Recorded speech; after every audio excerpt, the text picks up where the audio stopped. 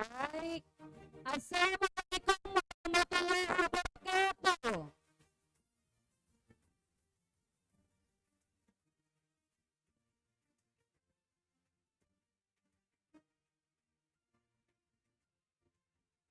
Ya, selamat pagi. Apa kabar semuanya?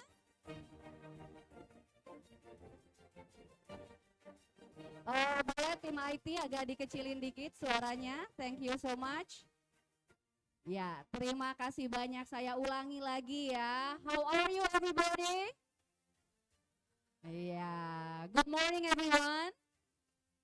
Ya, selamat pagi, salam sejahtera untuk kita semua yang kami hormati, para tamu undangan yang sudah hadir pada pagi hari ini.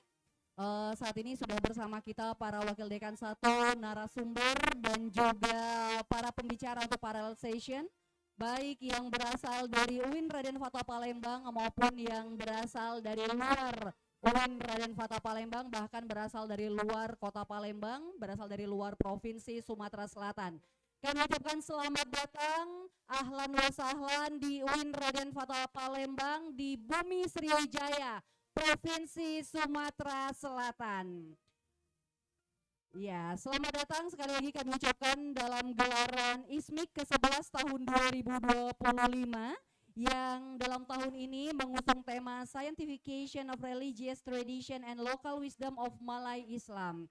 Dan sebagai informasi untuk Anda semua bahwa gelaran ISMIK ke-11 tahun 2025 ini telah dilaksanakan sejak kemarin dari tanggal 8 Oktober 2025 yang diawali dengan panel session dengan melibatkan beberapa pembicara internasional dan dilanjutkan dengan parallel session yang melibatkan pembicara yang tidak hanya berasal dari UIN Raden Fatwa Palembang tapi juga berasal dari institusi lain di luar UIN Raden Fatwa Palembang. Dan hari ini adalah hari kedua pelaksanaan ISMI ke-11 tahun 2025 dan pagi hari ini sesaat lagi kita sama-sama akan menjadi pengamat ya, menjadi peserta untuk panel session yang akan melibatkan 3 pembicara. Dan sebagai informasi, Bapak Ibu hadirin para tamu undangan, pembicara kita untuk pagi hari ini adalah yang pertama Profesor Sherin Graham Davis dari Monash University Australia yang nanti akan hadir bersama kita secara online. Kemudian juga ada Profesor Halimatus Sa'dia dari UIN Raden Fatwa Palembang, Indonesia. Dan yang ketiga akan ada Dr. Muhammad Taufik Arizo bin Muhammad Bawi dari University Malaya, Malaysia yang sesaat lagi akan bergabung bersama kita secara langsung di ruangan ini di auditorium kampus Jakabaring UIN Raden Fatwa Palembang. Bapak Ibu hadirin yang berbahagia, tanpa perlu berlama-lama lagi, langsung saja saya undang moderator yang akan mengawal jalannya panel session pagi hari ini kepada yang terhormat Ibu Amalia Hasanah Iridai. Kami persilahkan.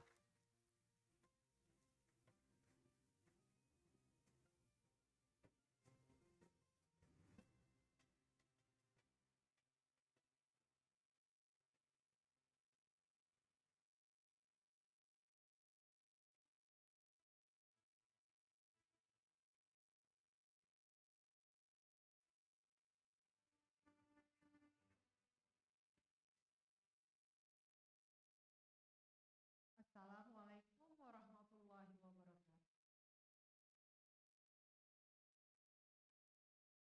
Alhamdulillahirabbil alamin wassalatu wassalamu ala asyrofil anbiya'i wal mursalin wa ala alihi wa sahbihi ajmain amma ba'd. Ladies and gentlemen, esteemed guests and fellow participants, it is my great pleasure to welcome you all to the 11th International Seminar on Islam on Social Humanities and Malay Islamic Civilization with the theme Scientification of Religious Traditions and Local Wisdom of Malay Islam. As we gather here today, we represent diverse backgrounds, cultures, and disciplines united by our shared passion for knowledge and innovation. This conference serves as a platform for us to exchange ideas, foster collaboration, and explore the latest advancements in our respective fields. I extend my sincere gratitude to all of you for joining us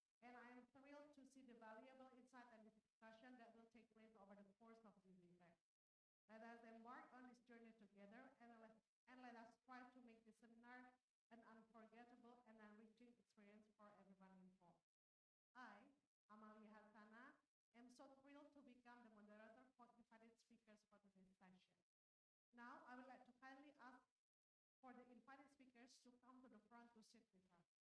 First, we have Professor Dr. Halimatus Sa'diah from Mitra dan Fatah. Please, to the front.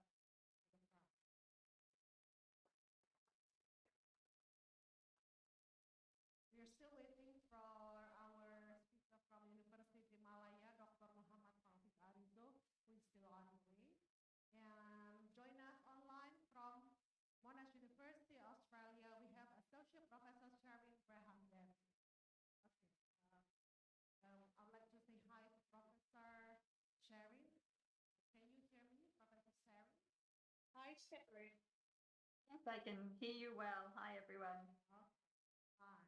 Okay, now, first of all, we are going to have the session first with Professor Sharin because she has limited time. So after the session presented, she will also have question and answer session.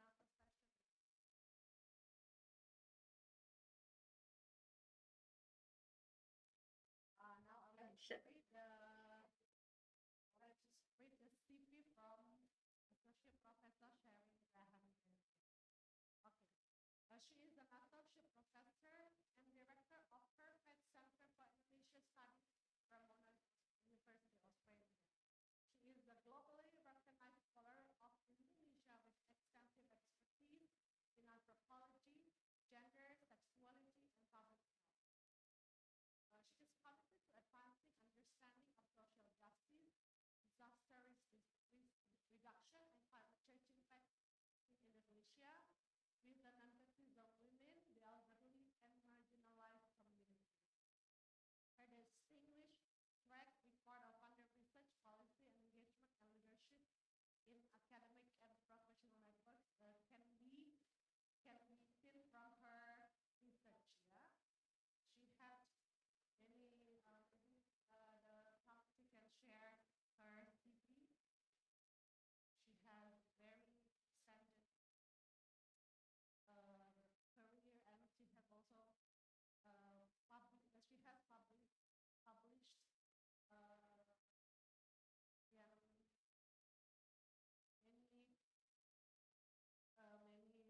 well-known journals. And she had research funding and grants from Australia for Lembaga Penelitian dan Pengabdian Masyarakat, Universitas Negeri Padang, and also from Australian Indonesia Center, Western Port Order, Philip Bushell Foundation, Marsden Fund, New Zealand Ministry of Foreign Affairs and Trade, University of Sydney Southeast Asia Center, Leverhulme Professorship, Fulbright Travel Award, and Asian Research Center. Now she will share with us her presentation with the team. She will present us with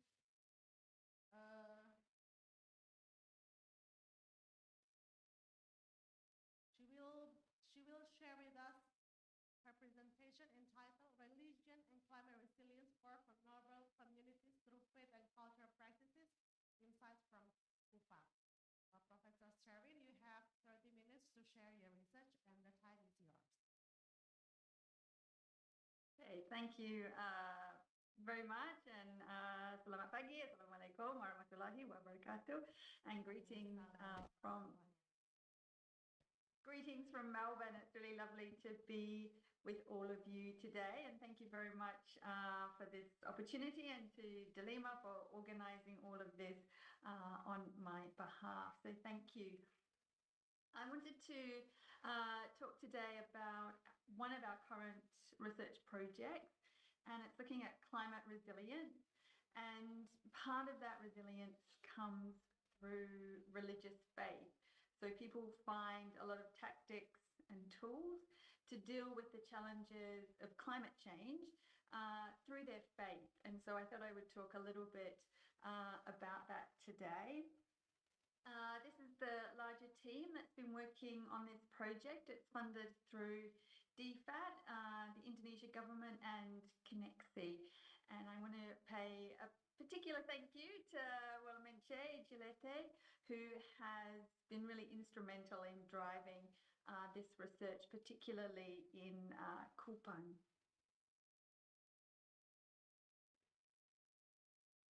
for the focus today, we look at a number of different places in Indonesia. We look at Kupang, at Makassar, and also at Lombok. And we work across different communities. So we're very much focused on Eastern Indonesia and the impact of climate change, particularly on people living with disabilities, on women, and on older people. And that's because they often face heightened vulnerabilities such as water scarcity, agricultural losses, and also livelihood disruptions. We build on a lot of previous work that has happened in this space, and what that work has shown is that climate change brings negative impacts on mental health and can increase climate anxiety.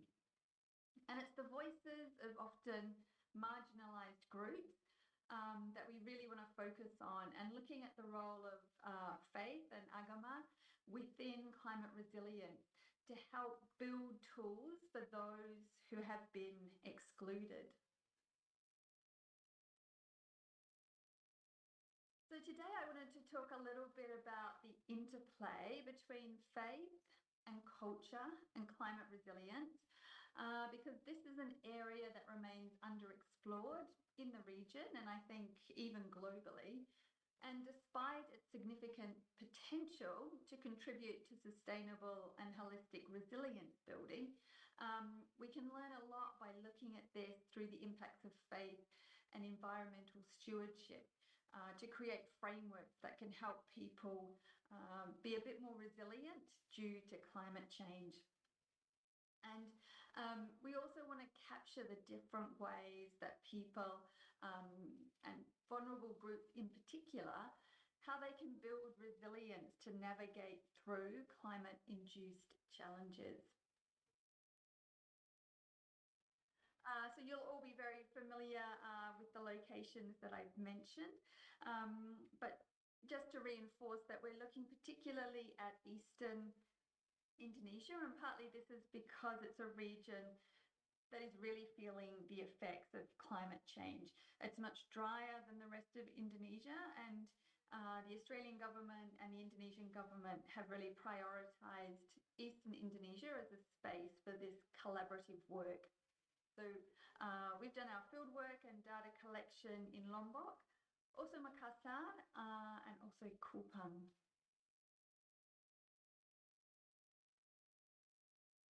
Again, you'll know much better than I about the faith landscape in Indonesia, but it's incredibly diverse.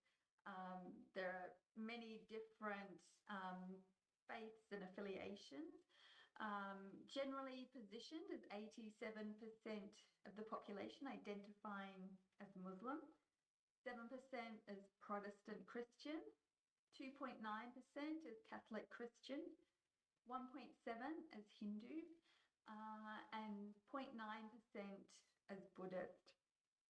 And often these regions have particular predominant religious groups. So in Kupang, for instance, predominantly Christian. And so faith plays an equally significant part in climate resilience strategies there, but the religious umbrella is different. So the majority Muslim population spread across the archipelago with the highest concentration. Recording in progress. In Java, Sumatra, and Sulawesi. And then regions like East Nusa Tenggara and Papua have higher percentages of Christians, while Bali is known for its Hindu majority.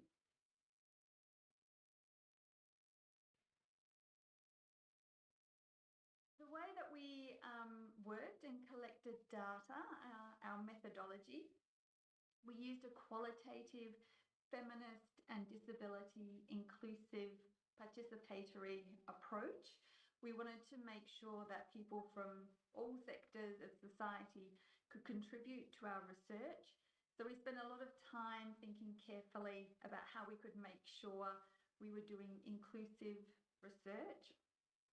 So we had an umbrella of participatory action research, or PAR research, PAR, to try and really think through how to include people from different sections of society, so different religions, different abilities and disabilities, different genders, different ages, different access to resources, so people more remote or more urban, and across different income levels.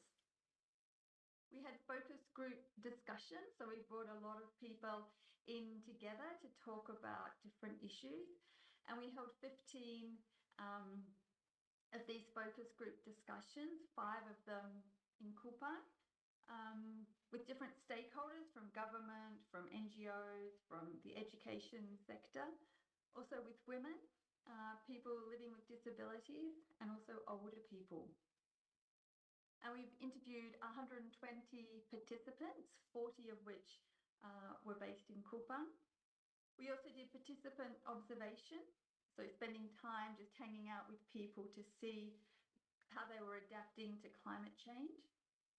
And once we'd collected all that data, we did a thematic data analysis, looking for common themes that came up across the data.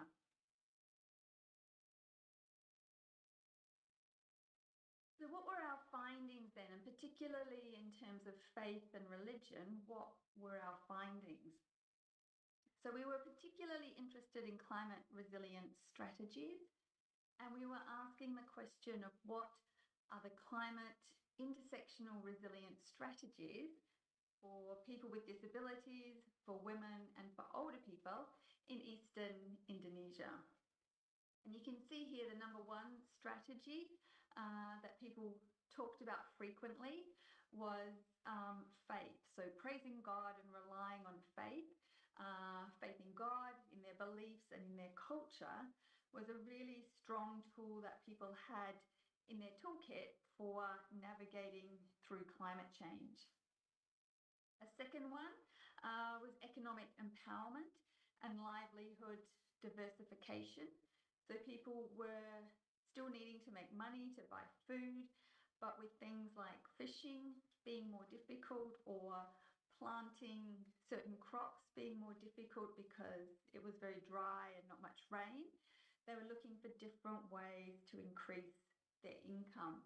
And often that was through reinvigorating traditional practices. So in Kupang, a lot of tenung, so the weaving and ikat, became ways that people could make money by doing the weaving and then selling those products.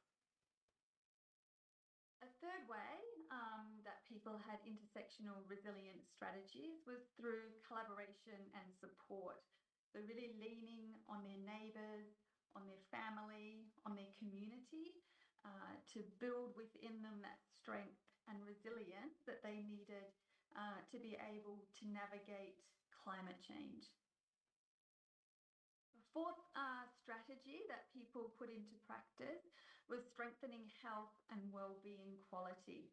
So people taking the time necessary to make sure they had put into place things they could do to look after their mental health, the mental health of their community, their physical and spiritual well-being, to make sure in and of themselves they were able to be resilient to climate change.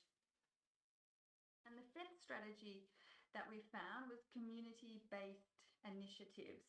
So communities would come together to pool their resources, to have a think about ways in which they could together navigate the challenges of climate change.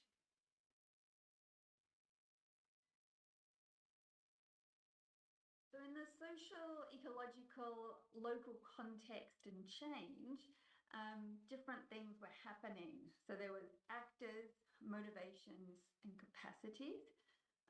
So there were stewardship assets, so social things such as kinship and church congregations, cultural aspects such as tribal identity, sharing during harvest festivals and ikat weaving practices. There was also financial, so village funds, land and livestock.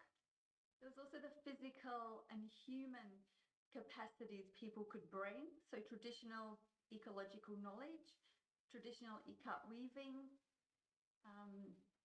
and knowledge about that, and land management knowledge that they could draw on from previous generations. And there was also institutional capital. So in Kupang, it was the church, but in Lombok, the mosque, for instance, became important traditional structures for navigating climate resilience. And this then led to a sense of ecological and social stewardship over the environment. So faith, belief, hope, and prayers became very important in a Kupang setting. So participants often talked about their faith and their religion as a way to navigate through environmental changes. So one participant, for instance, said that during the planting season, we pray in the garden. The planting prayer is an acknowledgement that God owns the land and the water comes from God. The land is the mother of life and everything comes from God. When working on the land without praying and hoping in God, it will never be completed.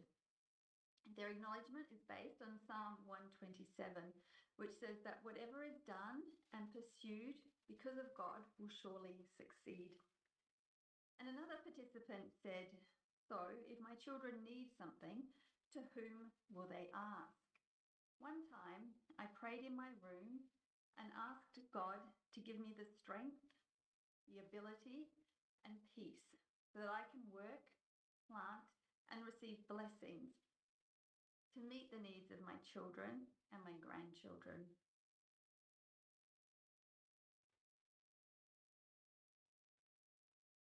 The relationship was very clear between humans, God and the environment, and people found a lot of comfort in this faith.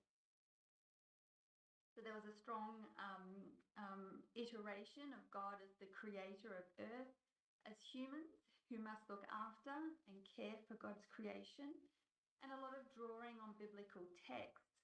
So here, Genesis 1:26 to 28.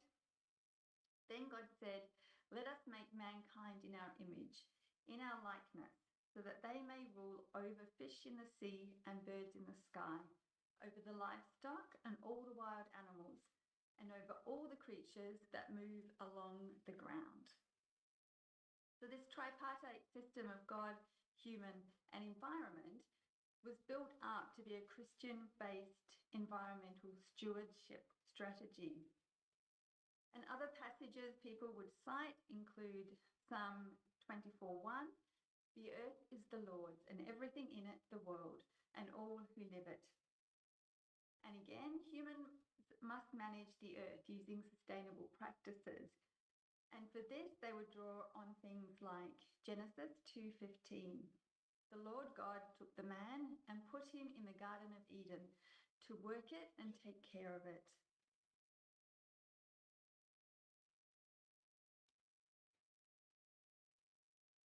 So what we found then through our data collection and our data analysis was that the community is deeply rooted in religious and cultural values, with most identifying as Christians and Catholics who actively practice their faith.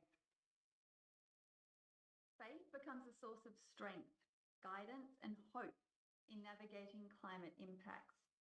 And turning to prayer and spiritual practices helps the community cope with uncertainty and environmental challenges. And belief in God reduces climate-related anxiety and supports mental and physical well-being. And also that people see themselves as caretakers of the earth.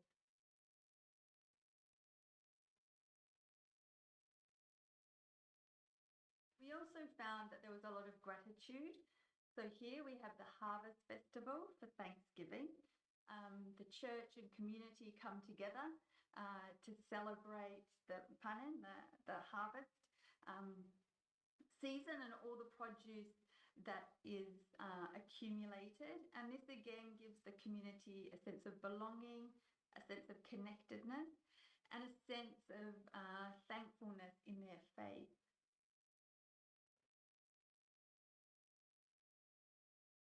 And another strategy that people employed to try and make themselves more climate resilient was by reinvigorating the practice of ikat weaving.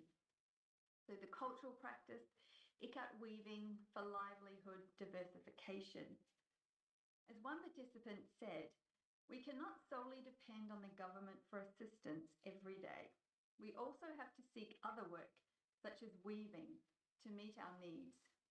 I weave to earn money. We only sell when someone requests it. I can produce up to 10 sheets of cloth, which is around 1 million rupiah, as each sheet is priced at 100,000 rupiah. This year, I was able to make 4 sheets of sarong fabric, 2 for men and 2 for women. So this is a way that people are reinvigorating to create a source of income when fishing, for instance, is no longer viable. What then is the role of ikat weaving in cultural practice for East Nusa Tenggara communities in Indonesia? It holds cultural significance and an integral role in the traditions of tribes. It's a way to identify the origin of people, of group, of regions, of family lineage, because it represents the cultural identity of a tribe. As Nahael said, ikat weaving is something we always do because it's part of our cultural heritage from our ancestors. And Nabunga said, although I don't earn much from weaving, I continue doing it so that this craft doesn't disappear from our community. That's why I keep fighting to continue weaving to preserve this culture.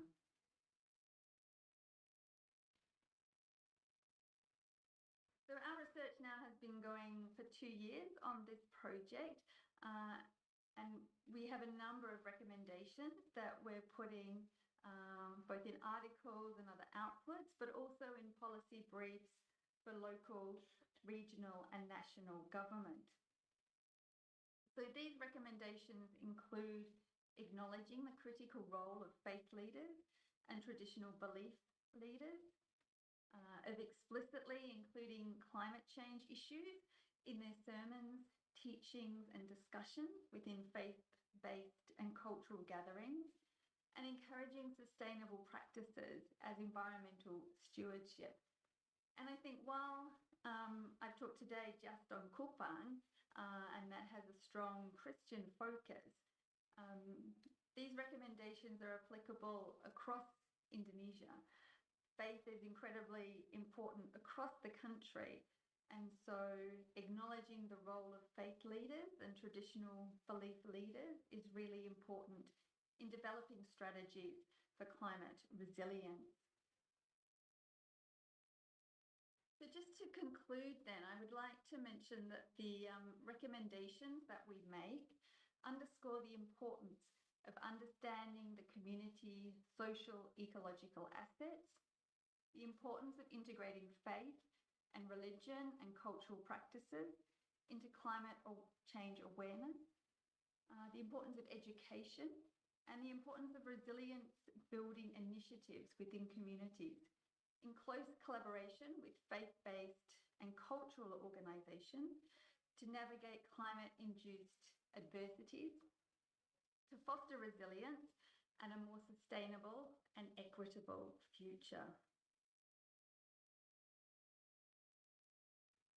And so that concludes my presentation. Terima kasih banyak atas perhatian Anda, and thank you. Thank you, Professor Sharon Graham Davis, who has shared her very extremely nice research results. Yeah. Now I would like to, so everyone here can have a questions with her. So I will translate it, not all of them. Yeah. I will translate only the most important point from her research. Yeah. Profesor Sharon Graham Davis melakukan penelitiannya di Kupang, Nusa masyarakatnya beragama Kristen. Dan hasil dia melakukan penelitian mengenai bagaimana agama, budaya, dan perubahan iklim mempengaruhi ketahanan masyarakat di Kupang. Jadi wawancaranya dilakukan dengan 15 orang, 15 orang dari Kupang yang mereka itu perempuan, orang tua, dan juga orang dengan disabilitas. Kemudian dia juga membahas bagaimana masyarakat Kupang ini menggunakan strategi untuk menangani perubahan iklim. Dia berkata bahwa mereka melakukannya dengan berdoa kepada Tuhan dan mengandalkan iman kepada Tuhan. Dan selanjutnya dia juga mengatakan bahwa mereka melakukan pemberdayaan ekonomi dan diversifikasi mata pencaharian, melakukan kolaborasi, memperkuat kualitas kesehatan dan kesejahteraan, dan inisiatif berbasis komunitas. Rekomendasi yang diberikannya itu adalah bahwa peran penting pemimpin agama dan pemimpin kepercayaan tradisional itu sangat dibutuhkan untuk memperkuat ketahanan iklim dan pangan di masyarakat. Lalu dia juga merekomendasikan bahwa pemuka agama secara eksplisit memasukkan isu perubahan iklim dalam khotbah, ajaran, dan diskusi mereka dalam pertemuan berbasis agama dan budaya. Dan juga dia menganjurkan mendorong praktik berkelanjutan sebagai pengelolaan lingkungan. Dan kesimpulannya mengatakan bahwa rekomendasi tersebut menggarisbawahi pentingnya memahami aspek sosial ekologis masyarakat, memadukan praktik agama dan budaya ke dalam kesadaran perubahan iklim, pendidikan dan inisiatif membangun ketahanan dalam masyarakat dalam kerjasama yang erat dengan organisasi berbasis agama dan budaya untuk menavigasi kesulitan yang disebabkan oleh iklim dan menumbuhkan ketahanan untuk masa depan yang lebih berkelanjutan dan adil. Okay. You may give a round of applause for her. Because Professor Sharon has limited time, so I will open question and answer session ya. Jadi yang mau bertanya saya persilahkan.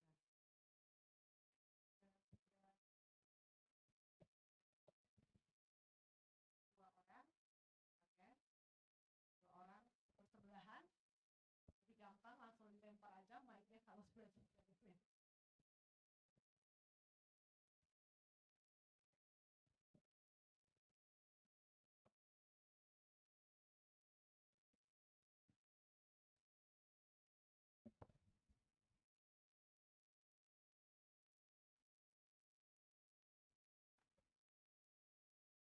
Oke, Assalamualaikum warahmatullahi wabarakatuh. Mem, ini boleh pakai bahasa Indonesia atau Inggris? Silakan, kalau bahasa Indonesia saya akan menjelaskan.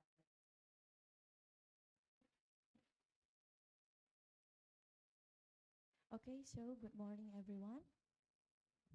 And good morning, Prof. Sherry. Thank you for the insightful presentations. By the way, you mentioned integrating faith and cultural assets to foster resilience. Could you please elaborate on how traditional practice like ikat weaving can also contribute to environmental sustainability? That's all. Okay, thank you very much for your very good question. There's lots of different ways I think that can happen.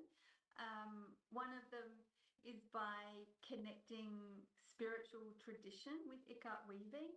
So a lot of practices often might have an economic benefit or a productivity benefit, but a lot of them are also linked with a long tradition, and this can help communities feel connected together. And when connected together, communities can really build up teams that are needed in that collaborative work to approach big issues like climate change. So I think ikat weaving is one way a community can come together and build those strategies that are suitable for that context together. Thank you. So is it clear? Yes, very clear. Thank you, Prof. Sharon.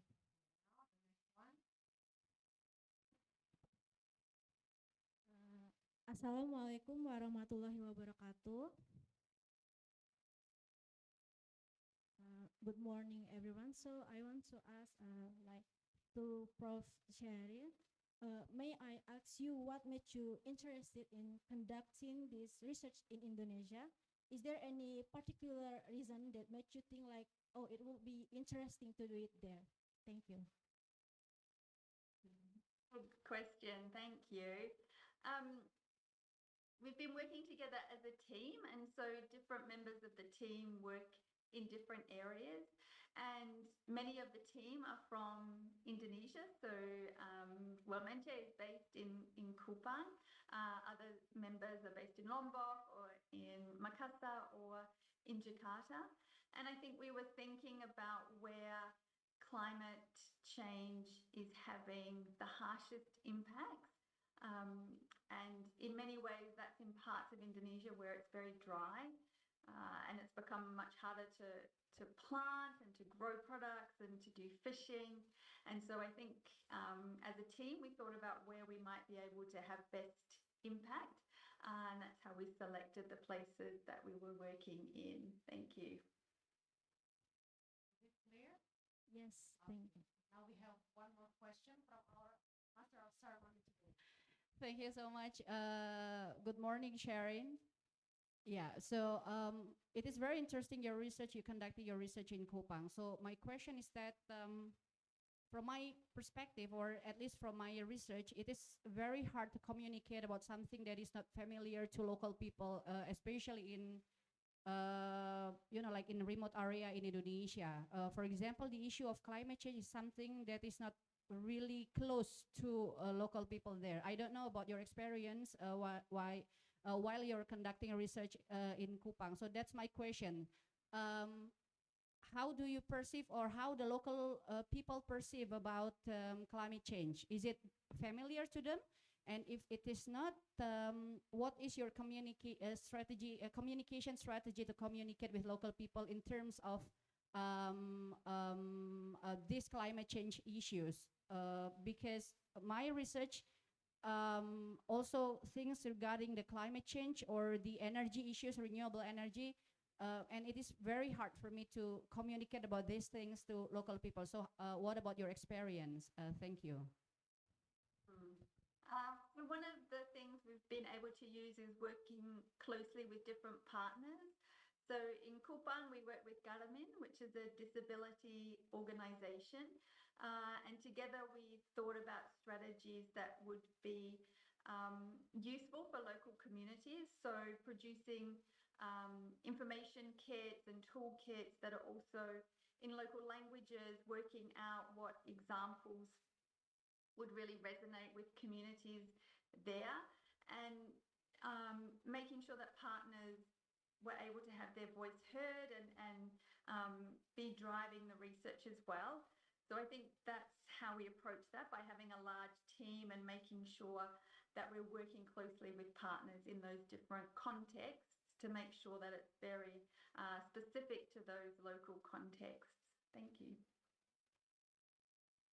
Mem Amalia, ada satu pertanyaan dari Zoom. Silakan dibacakan. From Ibnu Salman. So the question is, how about analysis and response relationship between human, God, and environment and various religion in Kupang, such as Muslim perspective? Is that the same with Christian? From Bapak Ibnu Salman. Thank you. I think what we found across all of our field sites was that while they're very different in terms of local languages and local environment and local religions, that actually there's very many commonalities. So a lot of the things we would hear from Christianity in Kupang were really resonant or similar to what we heard from Muslim participants in Makassar and also in Lombok. So notions of having faith, having confidence that things were as they should be, that people would have the ability to get themselves through the climate resilience. I think those things are actually more similar across the different spaces than they were different. Thank you. Okay, thank you so much for Professor Sharon Graham Davis, who has shared her knowledge on how culture,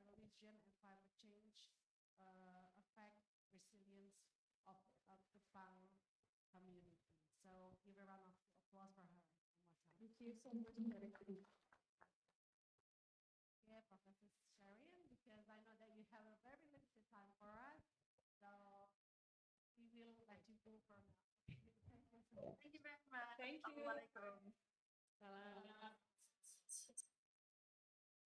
Okay, now we're going to the next presenters. Yeah, we are having a very prominent speaker from Indonesia.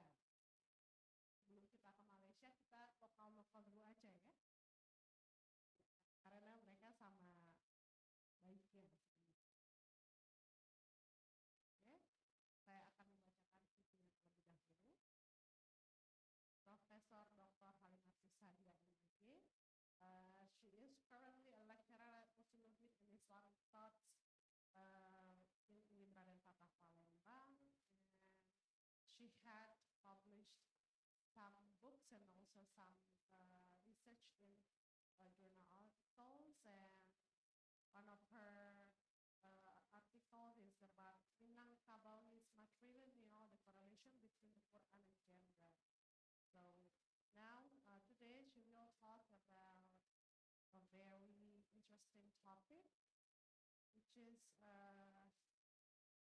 about kearifan lokal dalam tafsir Melayu, saintifikasi untuk studi Islam global. Ada Profesor Halimatus Sadia, waktunya Pak kami sebelum.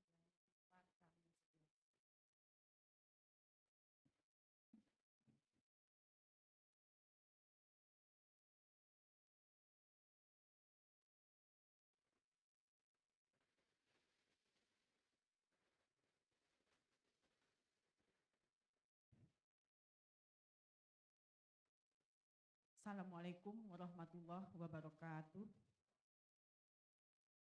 Waalaikumsalam warahmatullahi wabarakatuh. Bismillahirrahmanirrahim. Alhamdulillahirabbil alamin. The Honorable Rector of Unindra dan Fatah Palembang and the all the university leaders, the Honorable Deans and their staff in Unindra dan Fatah Palembang, the Honorable Heads and Bonus and their staff within Unindra dan Fatah Palembang, distinguished speakers and seminar participants, both attending offline and online. Thank you to the moderator for the time given.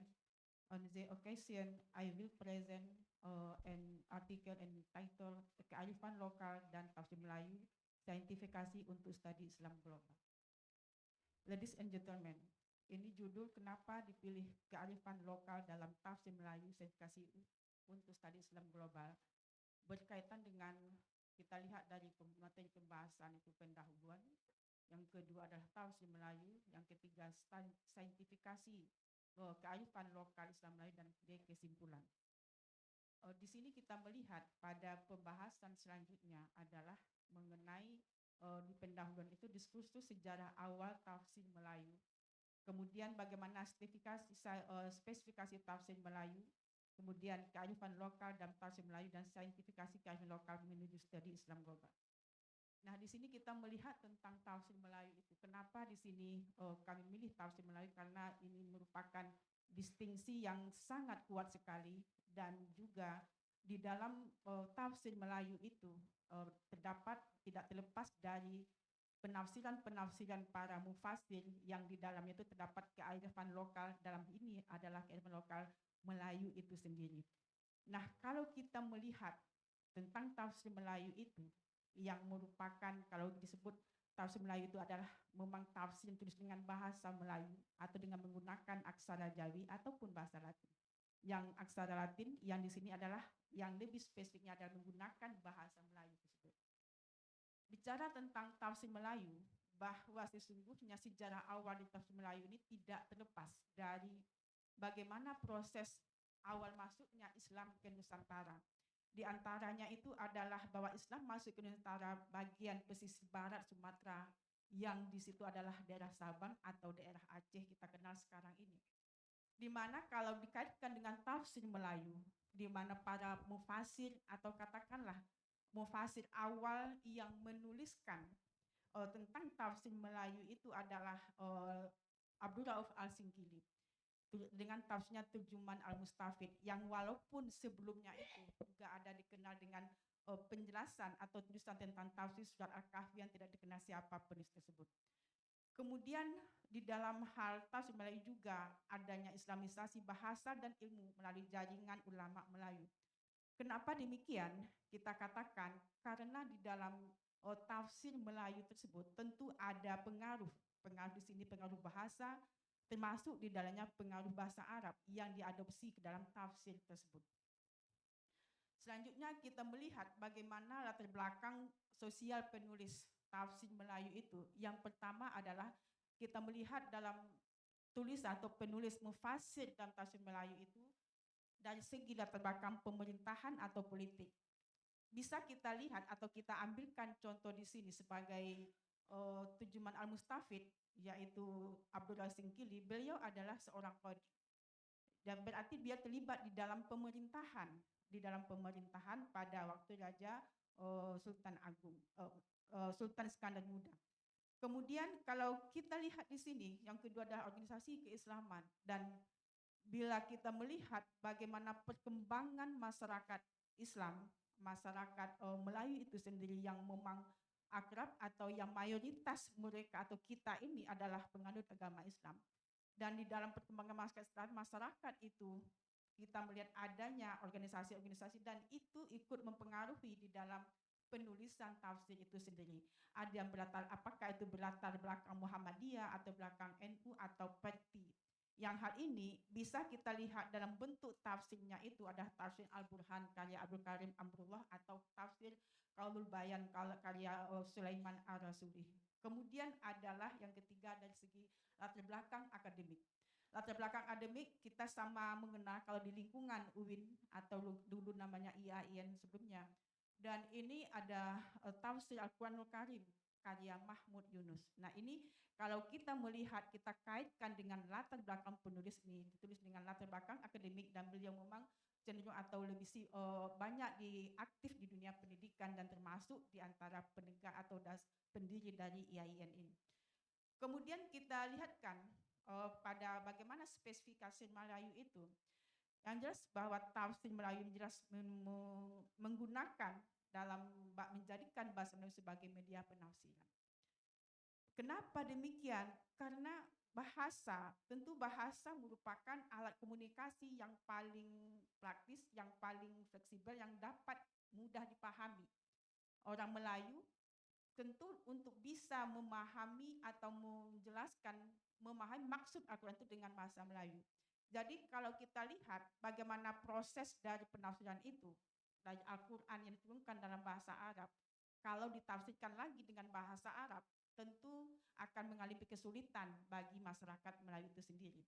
Sementara kalau kita melihat bahwa pada umumnya para mufasir tersebut adalah menjelaskan Al-Quran itu dengan bahasa Melayu, dalam hal ini bahasa Melayu adalah untuk memberikan kemudahan kepada umat Islam memahami Al-Quran tersebut. Karena memang orang Melayu itu adalah mayoritas mereka menganut agama Islam.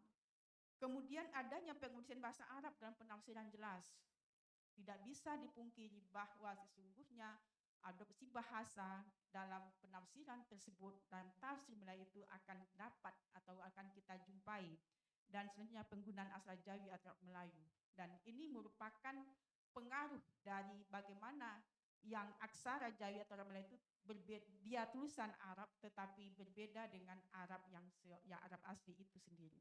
Nah ini yang kita lihat di dalam spesifikasi tafsir Melayu tersebut. Sekarang kita melihat bagaimana kearifan lokal dalam tafsir Melayu. Kita sebagai dalam katakanlah mayoritas bangsa Melayu Nusantara ini, kearifan lokal tafsir Melayu ini, di sini kami melihat atau di antara kitab yang kita lihat di sini adalah melihat dalam tafsir Turjuman Al-Mustafid. Sebagaimana kita ketahui Turjuman Al-Mustafid yang ditulis sekitar tahun 1675 oleh Abdullah Al-Singkili. Dan dalam penafsiran Al-Quran, nah dia menafsirkan Al-Quran seperti pengaruh di sini, pengaruh bahasa adalah penggunaan bahasa daerah sa. Dalam Al-Quran Al-Baqarah ayat 2 misalnya kita katakan la raiba fihi hudal lil muttaqin, la raiba fi, raiba itu artikan ragu. ragu di bawah kebahasaan Melayu itu artinya adalah sah. Jadi ada adopsi bahasa di dalam penafsiran tersebut. Dan begitu juga ada kata bongkah. Bongkah itu berarti kita menggali dari bawah, itu terbongkah dia, tergembur dia dari bawah tanah, itu terbongkah. Jadi ini merupakan bahasa atau juga apa yang dialami atau apa yang dihadapi secara keseharian oleh masyarakat Melayu. Dan apa yang dihadapi itu bahasa itu masuk diadopsi di dalam penafsiran. Dalam hal ini ada tentu agar lebih dekat tafsir tersebut dengan masyarakat Melayu tersebut. Kita lihat di sini misalnya dalam Quran Az-Zalzalah. Dan kemudian kata telekung. Telekung kalau dalam bahasa Indonesia mukenas, kata telekung itu merupakan bahasa yang lazim kita gunakan, apalagi di Palembang misalnya, telekung. Kata Aceh kita gunakan telekung, kemudian di Minangkabau termasuk telekung. Dan ini kan bahasa yang digunakan, yang sering kita dengar, atau bahasa daerah yang masuk di dalam penafsiran dalam terjemahan Al-Mustafid tersebut. Yang ini kita lihat dalam Quran Surat An-Nur ayat 31. Kemudian dalam hal sosial budaya, kata-kata berlayar, kata-kata berlayar di sini dilihat dalam surat Al-Baqarah 184 kata safar. Yang kata safar dalam surat berarti kata safar berjalan, dalam perjalanan diganti dengan berlayar. Kenapa berlayar diganti itu? Karena memang daerah kita atau daerah Indonesia, daerah Melayu apalagi tadi dikaitkan dengan masuknya samudra pantai Sumatera itu ya daerah pantai. Daerah pantai mereka itu pergi berjalan itu dia menggunakan perahu atau kapal berlayar. Jadi sesuatu hal yang dekat, yang lekat dengan pikiran dan dekat dengan apa yang mereka hadapi sehari-hari. Sehingga dengan hal demikian tentu akan lebih memudahkan mereka, oh begini maksud dari ayat-ayat Al-Quran yang tertera itu, yang di dalamnya bahasa Arab dijelaskan dengan bahasa mereka, akan mereka mudah lebih memahami tersebut. Selanjutnya kita lihat dengan tafsir Al-Burhan. Nah, tafsir Al-Burhan ini merupakan kitab tafsir yang dikurang oleh Abdul Karim Amrullah dari ayah dari Hamka sekitar tahun 1927. Nah, jelas di sini berpayah-payah. Berpayah-payah kalau bukan bersusah-susah. Nah, berpayah-payah ini contohnya surat Al-Ahqaf. Kemudian dalam kata pelakon terhadap anak yatim. Pelakon terhadap anak yatim ini kalau kita bawakan, kita sebutkan itu adalah semacam bagaimana adab, bagaimana budaya seorang anak untuk seorang hamba Allah yang kita di dalam budaya Melayu itu tentu mempunyai sikap, mempunyai perilaku untuk memperlakukan anak yatim dengan sebaik-baiknya. Kalau dilihat di sini Bapak Ibu peserta seminar yang saya hormati, ditambah lagi ini dari segi sosial budaya. Kemudian dari segi bahasa, tambahan lagi bisa dilihat lebih dalam lagi misalnya dalam tafsir Al-Burhan ini diungkapkan tentang bagaimana beliau menafsirkan surat Al-Zalzalah, tentang hari kiamat, tentang bagaimana bumi itu dihamburkan dan bagaimana panasnya nanti tentang api neraka itu. Nah, di sini dijelaskan bahwa api neraka itu kan 70 kali lipat panasnya dengan panas di bumi. Nah, bagaimana sepanas apa di bumi itu? Nah, ini menunjukkan kepada kita bahwa mufasir Melayu, tafsir Melayu tersebut, dalam hal ini tidak hanya melihat kepada sosial budaya, bahasa atau apa yang ada di masyarakat, tapi juga bisa melihat atau bisa mengkonfirmasi ayat Al-Quran itu dari segi sainsnya. Nah, disinilah kita melihat bahwa begitu kekayaan Al-Quran, penafsiran dilakukan oleh para ulama terhadap tafsir Al-Quran itu sendiri. Kemudian terjemahan Al-Quran. Nah, terjemahan Al-Quran ini dari Palembang yang anonim, yang di dalamnya ada penjelasan seperti kita katakan tadi adalah tentang telekung tadi yang dipakai untuk pakaian sholat. Yang terakhir ada tafsir Nu Ihsan. Tafsir Nu Ihsan di sini sebagai contohnya adalah pentingnya penghormatan dan kebaikan kepada orang tua dalam kehidupan beragama. Dan ini termasuk local wisdom atau nilai-nilai yang ditanamkan, yang pasti kita dalam suatu keluarga pasti menanamkan birrul walidaini. Nah, hal itu juga dikaitkan oleh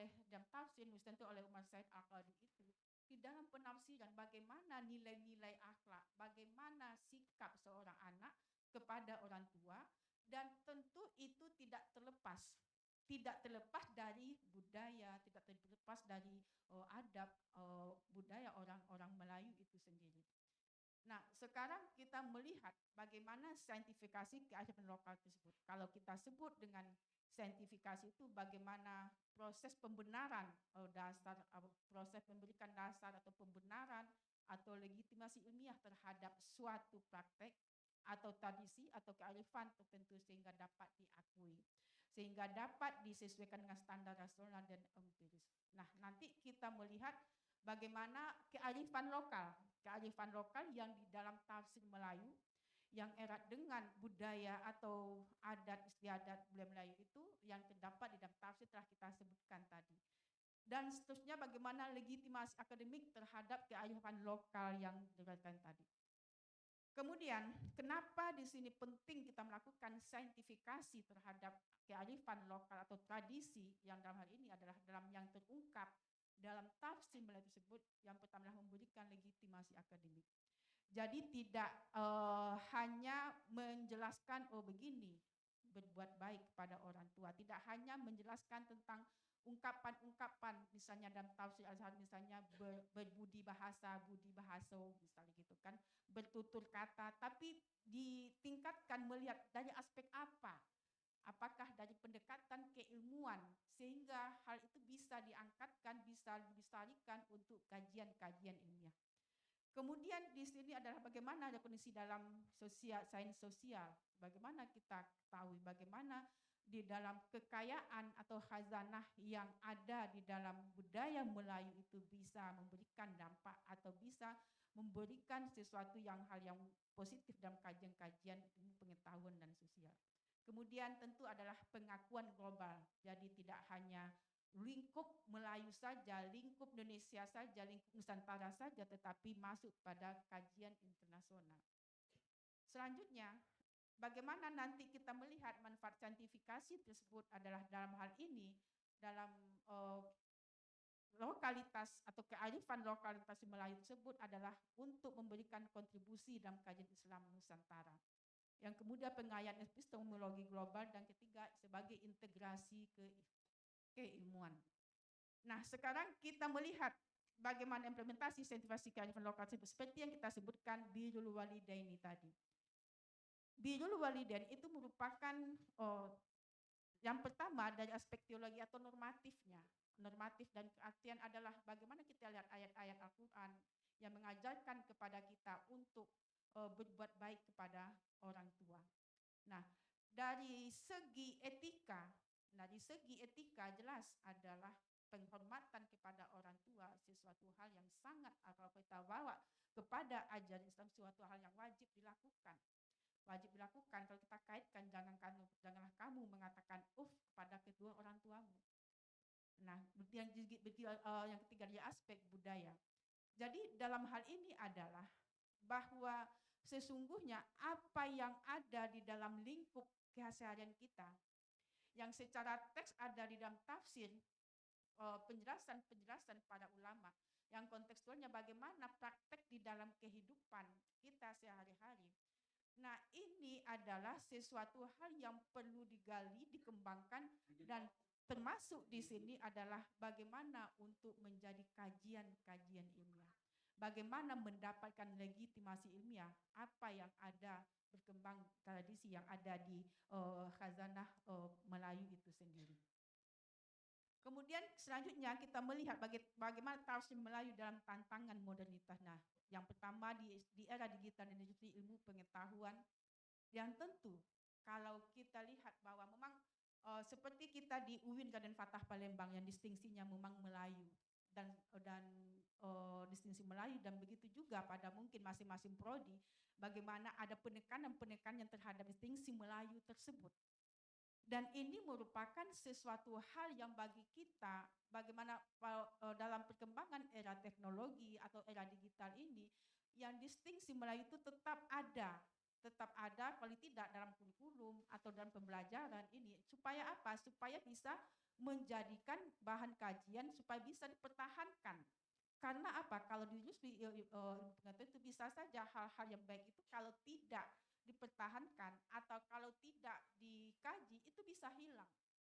bisa hilang. Tapi alhamdulillah sekarang seperti kita di UIN Raden Fatah Palembang di Pasca Sarjana S3 memang ada yang khusus peradaban Melayu itu ya, di antaranya mengkaji tentang tafsir-tafsir Melayu, mengkaji tentang peradaban, khazanah, lokalitas dalam peradaban Melayu itu sendiri. Dan juga transformasi metodologi tafsir. Kalau dilihat atau kita sebutkan metodologi tafsir yang klasik itu yang 4 itu. Nah, apakah ijmali, apakah itu muqarrin, apakah itu tahlili, kemudian apakah itu maudu'i. Nah, bagaimana pada zaman era digital ini, dalam hal ini transformasi metodologi adanya pendekatan-pendekatan keilmuan, apakah itu hermeneutik, pendekatan sosial antropologi dan lain sebagainya. Nah, ini merupakan suatu peluang bagi kita di dalam mengembangkan lokalitas dalam tafsir, dalam budaya Melayu tersebut. Kemudian di sini dapat kita kesimpulkan bahwa kearifan lokal dalam tafsir Melayu perlu dikembangkan dan dilestarikan. Kemudian saintifikasi kearifan dalam tafsir Melayu berguna untuk legitimasi ilmiah. Tafsir Melayu berkontribusi bagi pengetahuan global. Ini bukan hanya suatu pernyataan, tapi dapat kita lihat bahwa para peneliti-peneliti itu juga misalnya Ahajon dan sebagainya itu mengadakan penelitian terhadap tafsir, khususnya tafsir Melayu tersebut. Ini yang dapat kami sampaikan. Terima kasih. Assalamualaikum warahmatullahi wabarakatuh.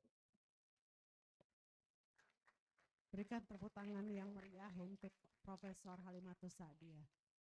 Saya akan membuka sesi tanya jawab. Bagi yang ingin bertanya, saya persilahkan. Oke. Sebenarnya sangat menarik sekali ya, bagaimana menerjemahkan tafsir. Ini ada nggak mahasiswa Usuluddin di sini? Ini kan kajiannya dari Usuluddin. Ada tidak mahasiswa Usuluddin yang hadir di sini? Atau ada dosen yang ingin bertanya? Ya. Kalau tidak ada, kita lanjut dulu ke Pak. Ada. Oke, silakan bertanya.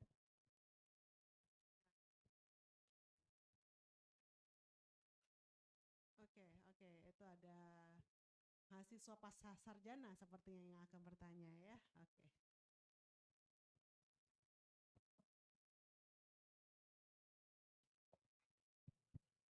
Baik, terima kasih Ibu. Izin perkenalkan, nama saya Marwan Ali dari MPI. Izin bertanya Bu mengenai tafsir Melayu tadi Bu. Untuk tafsir Melayu sendiri itu bagaimana Bu? Apakah ada kitab atau tuntunan yang bisa dipakai untuk dipelajari? Sekian dan terima kasih. Oke, silahkan dijawab dulu Bu Halimah.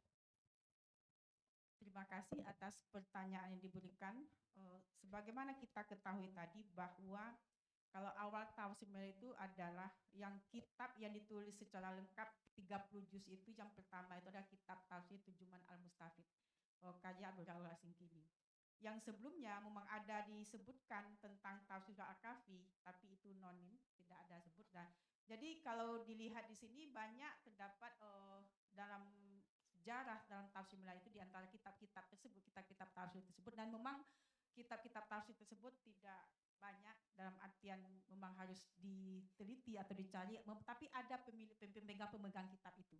Seperti kitab tafsir, misalnya kitab tafsir Al-Burhan, kitab tafsir Risalah Qaulul-Bayan, ada pemiliknya juga. Kalau kita lihat di dalam kajian di pasca sarjana di sini kan sudah ada di perpustakaan pasca sarjana, dan kami tanya memang ada tokoh atau Palembang asli yang memegang kitab-kitab tafsir, paling tidak Al-Quran dan terjemahan. Dan Quran terjemahan, dan dalam kitab-kitab yang lengkap itu memang kitab tafsir Turjuman Al-Mustafid. Kemudian banyak tulisan-tulisan tafsir itu dalam artian ini adalah misalnya per juz. Kadang-kadang lebih banyak ditulis dengan juz amma. Kalau tentang kitab-kitab itu insya Allah ada kitabnya, tinggal kita menelusurinya tersebut, tinggal menelusuri kitab-kitab tersebut. Dan ini kalau dalam kajian tafsir itu sudah menjadi salah satu objek kajian yang menarik, dalam artian sudah penelusuran terhadap kitab-kitab tafsir klasik, terutama dan kitab tafsir Melayu tersebut. Nah, ini bisa diantar di perpustakaan pasca sarjana, bisa kita lihat, dan bisa juga diupload di PDF-nya dan sebagainya itu. Itu sebentar. Terima kasih. Oke, masih ada pertanyaan? Ada satu lagi. Silahkan, bersemangat sekali ya Mas ya. Tunjuk tangan dengan sangat semangat. Oke, silahkan diberikan kesempatan.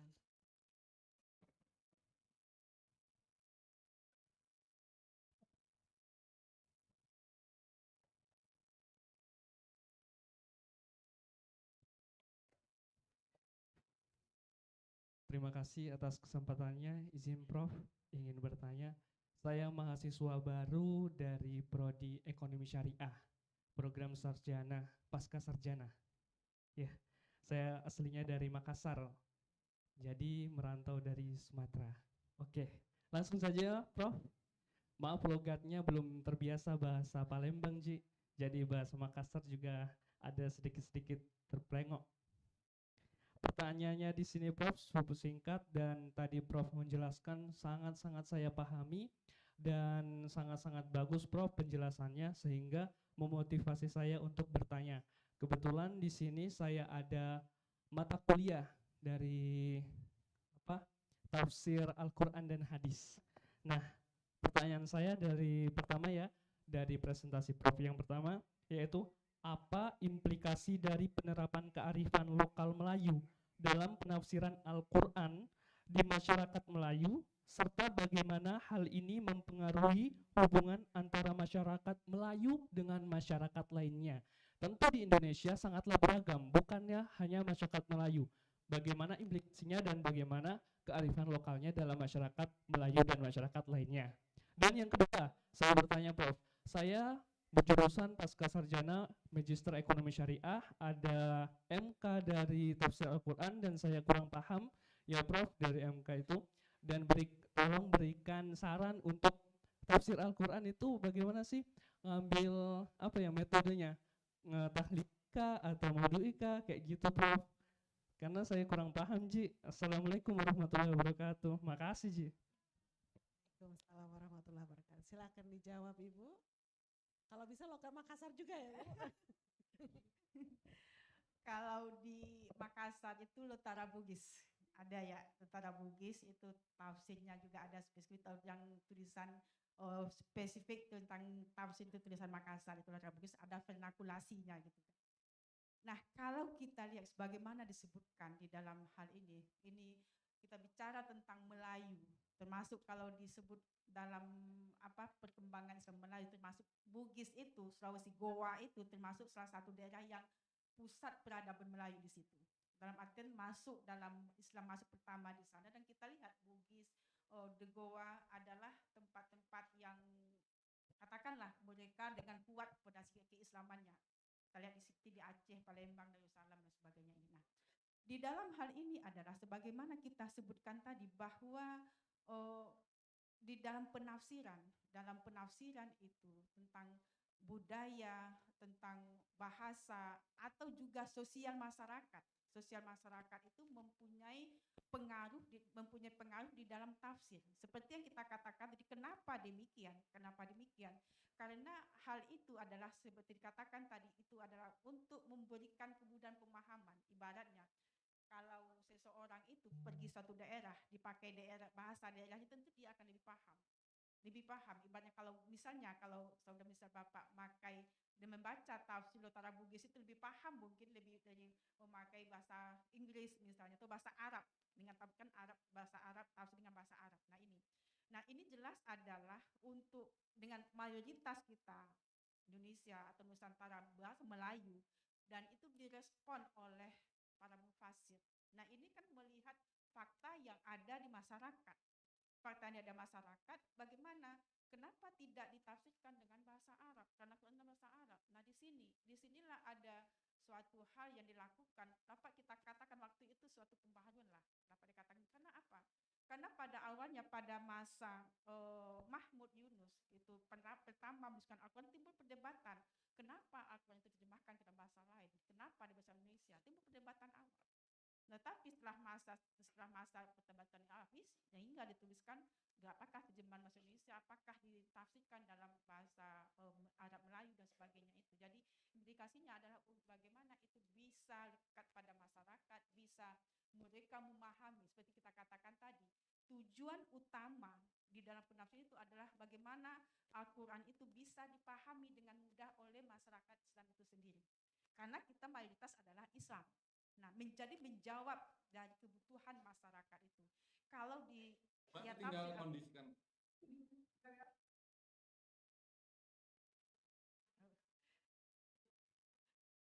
Kalau Al-Quran itu ditafsirkan dengan bahasa Arab juga, banyak kita yang tidak paham. Banyak kita yang tidak paham. Jadi apalagi seperti kita sekarang ini lokalitas, kearifan lokal. Berarti ada hal-hal yang perlu kita kaji, yang perlu digali lebih dalam lagi bagaimana sesungguhnya kekayaan Melayu itu. Yang tidak hanya dalam teks saja, tetapi juga dalam konteks atau di tengah-tengah masyarakat. Demikian kira-kira yang pertama. Baik, yang kedua ini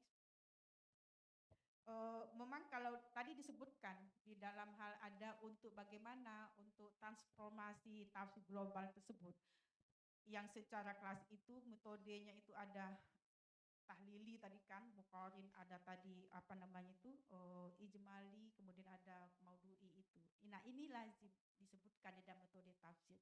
Maksud di sini adalah bagaimana seorang mufasir itu menempuh di dalam menafsirkan Al-Quran itu menempuh langkah-langkah itu. Dalam artian kalau misalnya maudhu'i mencari tema apa? Nah, mencari tema apa yang ada misalnya kalau kita lihat misalnya tentang tema tentang budaya atau tema tentang ekologi, ekoteologi. Nah, dikumpulkan ayat-ayat tentang itu. Ayat-ayat berkaitan tentang itu. Karena apa? Karena kita tahu memang ya Al-Quran itu secara global itu mencakup semuanya. Saya ingat sekali tentang apa yang dikatakan oleh Profesor Quraish Shihab bahwa Al-Quran itu adalah sumber ilmu pengetahuan. Tetapi bukan berarti semua yang ilmu kita temukan bisa bukan berarti harus cocok dengan Al-Quran. Dalam artian Al-Quran betul ada sesuatu hal yang benar dan apa yang ditemukan oleh manusia bisa saja berubah. Nah ini, jadi ini yang kita lihat bahwa benar di sana dikatakan. Kemudian ada lagi bagaimana penjelasan Al-Quran itu secara rinci, melihat pada ayat-ayat Al-Quran itu. Nah ini dikaitkan dengan metode tafsir tahlili itu. Nah ini kira-kira nanti bisa dilanjutkan panjang. Ya mungkin itu dulu, terima kasih. Oke, semoga puas ya dengan jawabannya. Kita cukup dengan 2 penanya dulu. Nanti kalau seandainya ada lagi yang mau bertanya, kita akan lanjutkan setelah presentasi dari Dr. Muhammad Taufik Arizo. Oke, sekarang kita lanjut ke yang ketiga. Presenter ketiga, invited speaker kita yang ketiga ini adalah dari University Malaya, Malaysia, ya. Oke. Saya akan membacakan CV beliau. His name is Dr. Muhammad Taufik Arizo bin Muhammad Balwi, and he graduated from he finished his doctorate degree from Kesusastraan Melayu, Filologi Melayu, Kesusastraan Islam, University Malaya, and he finished his master also from Sastra Melayu Islam, University Malaya, and he finished his bachelor from BISTUD, ya, BISTUD UKM, Islamic Studies, ya, and he is now head of department, Deputy Dean of Undergraduate, University Malaya, and he has published many articles. The newest one is Keruntuhan Akhlak Menerusi Novel Perempuan Politikus Melayu Berdasarkan Perspektif Al-Ghazali, Collapse in the Novel Perempuan Politikus Melayu from Perspective of Al-Ghazali. Now he will present his paper entitled Syahadat Toku, Kebijaksanaan Ulama, Tempatan Menanam Akidah yang Teguh di Kalangan Orang Islam Terengganu. Oke, to Dr. Muhammad Taufik, time is yours.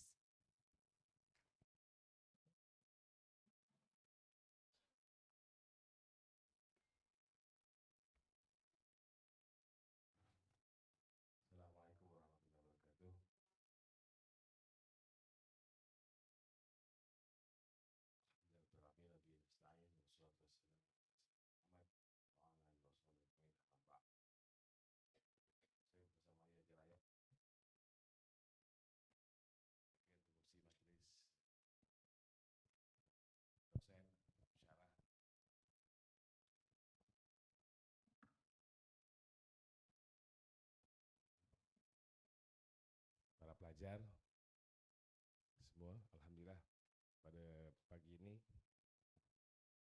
saya akan berbicara ataupun akan bercakap tentang tajuk syahadat Tuanku. Mungkin saya nak boleh juga minta permintaan boleh juga mungkin ya. Dalam pembentangan yang akan saya bentang ini ada di bahagian akhir, kalau tidak dalam slide ni kita boleh tengok YouTube nanti. YouTube kalau boleh YouTube syahadat Tuanku Paloh oleh Tok Mek. Itu bacaan syahadat Tuanku Paloh oleh Tok Mek. Tim IT boleh dibuka link YouTube. Apa judulnya? Syahadat Tuanku Paloh oleh Tok Mek. Dia ada di belakang slide di hujung. Oh oke, di slide terakhir. Yang terakhir itu. Ya. Kata silap lah. Kalau tidak silap. Kalau tidak dalam kertas memang ada. Oke, tim IT mohon dibuka slide terakhir dan ada link YouTube, mohon diputarkan.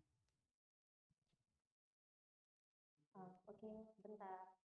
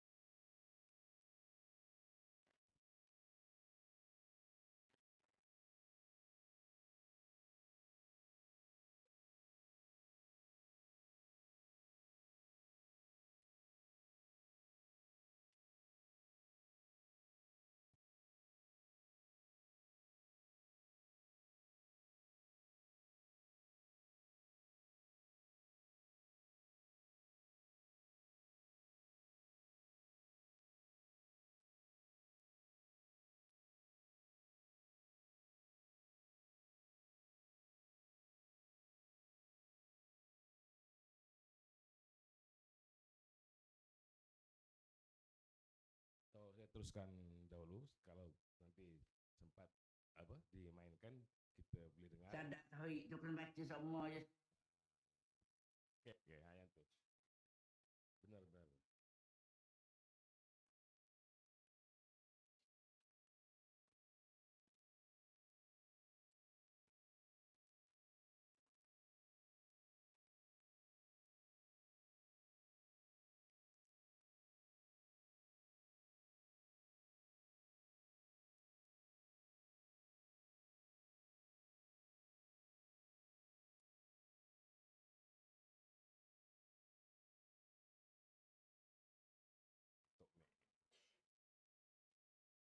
Kata Tok Paloh no. Hari-hari kalau dah baca 5 waktu mayang tu, waktu subuh tu sebelum mayang tu sadak dulu. Sadak tu kurang ingat mudu kan? Apa aku? Elah. Asyhadu an la ilaha illallah. Artinya aku ketahui dan aku etikotkan dengan hatiku dan aku nyatakan bagi yang lain daripadaku akan bahawa sesungguhnya tiada Tuhan yang disembah dengan sebenar-benarnya malaikat Allah jua yang kaya ia daripada tiap-tiap yang lain daripadanya dan berkehendak oleh tiap-tiap barang yang lain itu kepadanya. Lagi tiada beristeri dan tiada anak dan tiada yang beranak baginya dan tiada yang menyamai ia pada zatnya dan sifatnya dan afaannya akan seseorang, maka ialah Tuhan yang menjadi ia akan segala makhluk yang menuhi dan yang suflinya. Lagi ketunggalan ia pada mengadakan dan meniadakan dengan kekerasan takluk kudrat dan iradatnya. Maka tercerahlah segala kainat ini semuanya pada bawah peratuhannya dan tiadalah jenis iktiraf bagi seseorang jua pun akan kehendaknya. Dan kalau mati macam kemak tu segah akan kehendak Tuhan tu dah kita bukan mati tak ada nak gimana tu segah ke kehendak sebelah makhluk. Sebelah Nabi-Nabi pula ni. Panjangnya kita rasa kayak kita tak tidur. Sebelah makhluk tu. Nak mama ni. Sebelah Nabi pula. Dah kalau dah ambil baca tidur lu kan? Nabi kena berapa semua bertahun-tahun. Tak boleh tahun dah meluk lagi. Dah ni sebelah Rasul, sebelah Nabi Muhammad dah ni. Okey. Dengar tak tu? Oh, dengar. Jauh sangat tau. Dah dekat dah. Di sebelah Rasul Dengar dah. Wa asyhadu anna Muhammadar Rasulullah. Dan aku ketahui dan aku i'tiqadkan dengan hatiku. Hati kita lah. Dan aku nyatakan bagi yang lain daripadaku akan bahawa sesungguhnya penghulu kita Nabi Muhammad anak Abdullah itu hamba Allah. Itu anak Abdullah hamba Allah. Dan pesuruhnya kepada sekalian makhluk. Lagi sangat benar ia pada tiap-tiap barang yang ia khadarkan dengan dia daripada Tuhannya. Maka wajiblah atas tiap-tiap makhluk itu membenarkan dia dan mengikut akan dia. Dan haram atas mereka itu mendusta akan dia. Dan zalim akan dia. Dan haram atas mereka. Nanti lu salah situ ni. Kan kita dan haram atas mereka itu. Zalim zalim dulu. Zalim lagi kafir dan barang siapa yang menderhaka akan dia akan sepekan dengan jalannya dan menjadi ia akan setengah daripada orang yang hidup ia akan sekadar hukum syariatnya dan memati ia akan kita atas agamanya minta atas agama mati dan menghipun ia akan kita serta perhimpunannya. Demikianlah lagi segala yang memperanok akan kita dan ahli kita dan segala saudara kita dan yang kasih dia akan kita dan sahabat kita daripada segala orang yang muslim. Amin. Kasih aku kemohon kasih ketiga kasih kami kasih hatilah ke yang dan kasih dia akan kita segala orang yang muslimin kasihlah ke amin. Orang ni salah zalim dulu baru raka liang. Okey. Ingat dah tu. Nanti kita ngapa? Nanti kita ngapa? Tok Mek kata Tok Mek ngapa setahun baru ingat kan? Surat dia kan? Nanti kita cari. Ada mana surat tu?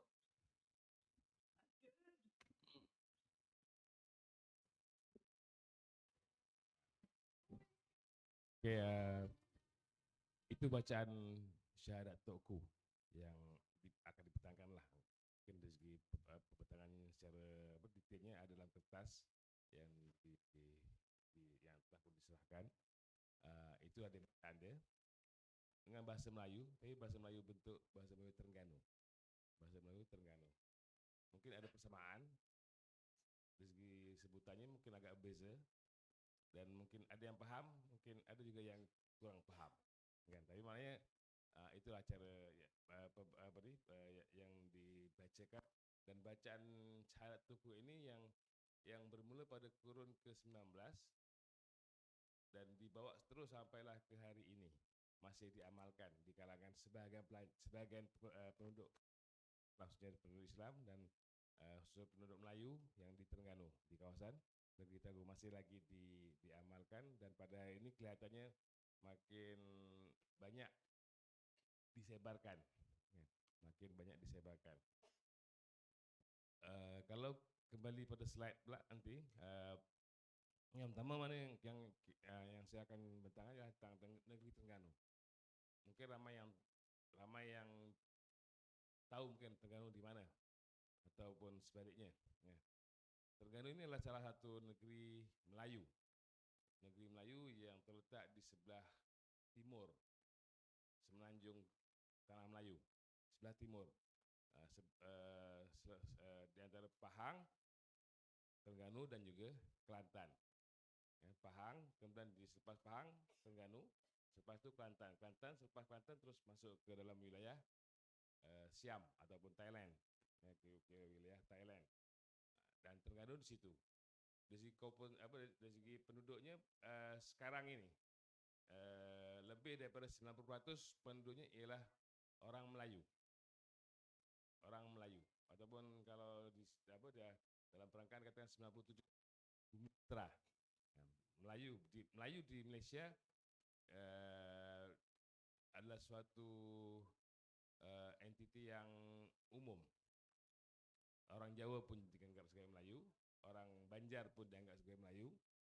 Orang Melayu memang Melayu lah, kan? Nah, itu. Contohnya seperti saya lah. Saya bukan orang Terengganu. Saya rumah saya memang asalnya di Selangor. Dan dari segi susul galuh pula, saya memang kalau dari segi nenek, mbah-mbahnya lah, mbah buyutnya dulu, saya orang Jawa. Saya berasal dari Jawa Tengah ataupun di Cilacap. Orang Ngapak. Itu memang asal keturunan saya lah. Mak dan juga bapak saya memang orang Cilacap. Kalau di Sahabat Bernam, khususnya di Selangor, cara mereka bercakap seperti orang kata apa, jibles lah. Jibles seperti apa di Cilacap. Ngapak-ngapaknya, kan. Nah, memang tidak ada. Tapi kalau di tempat yang lain selain daripada Sahabat Bernam, mungkin dia dah bercampur baur. Kan, maknanya walaupun asalnya orang Jawa Tengah, dia dah bercampur baur jadi dikalah dengan orang Jawa Timur, selalunya Ponorogo. Banyaknya Ponorogo di sana, kan. Di luar dari situ, kan.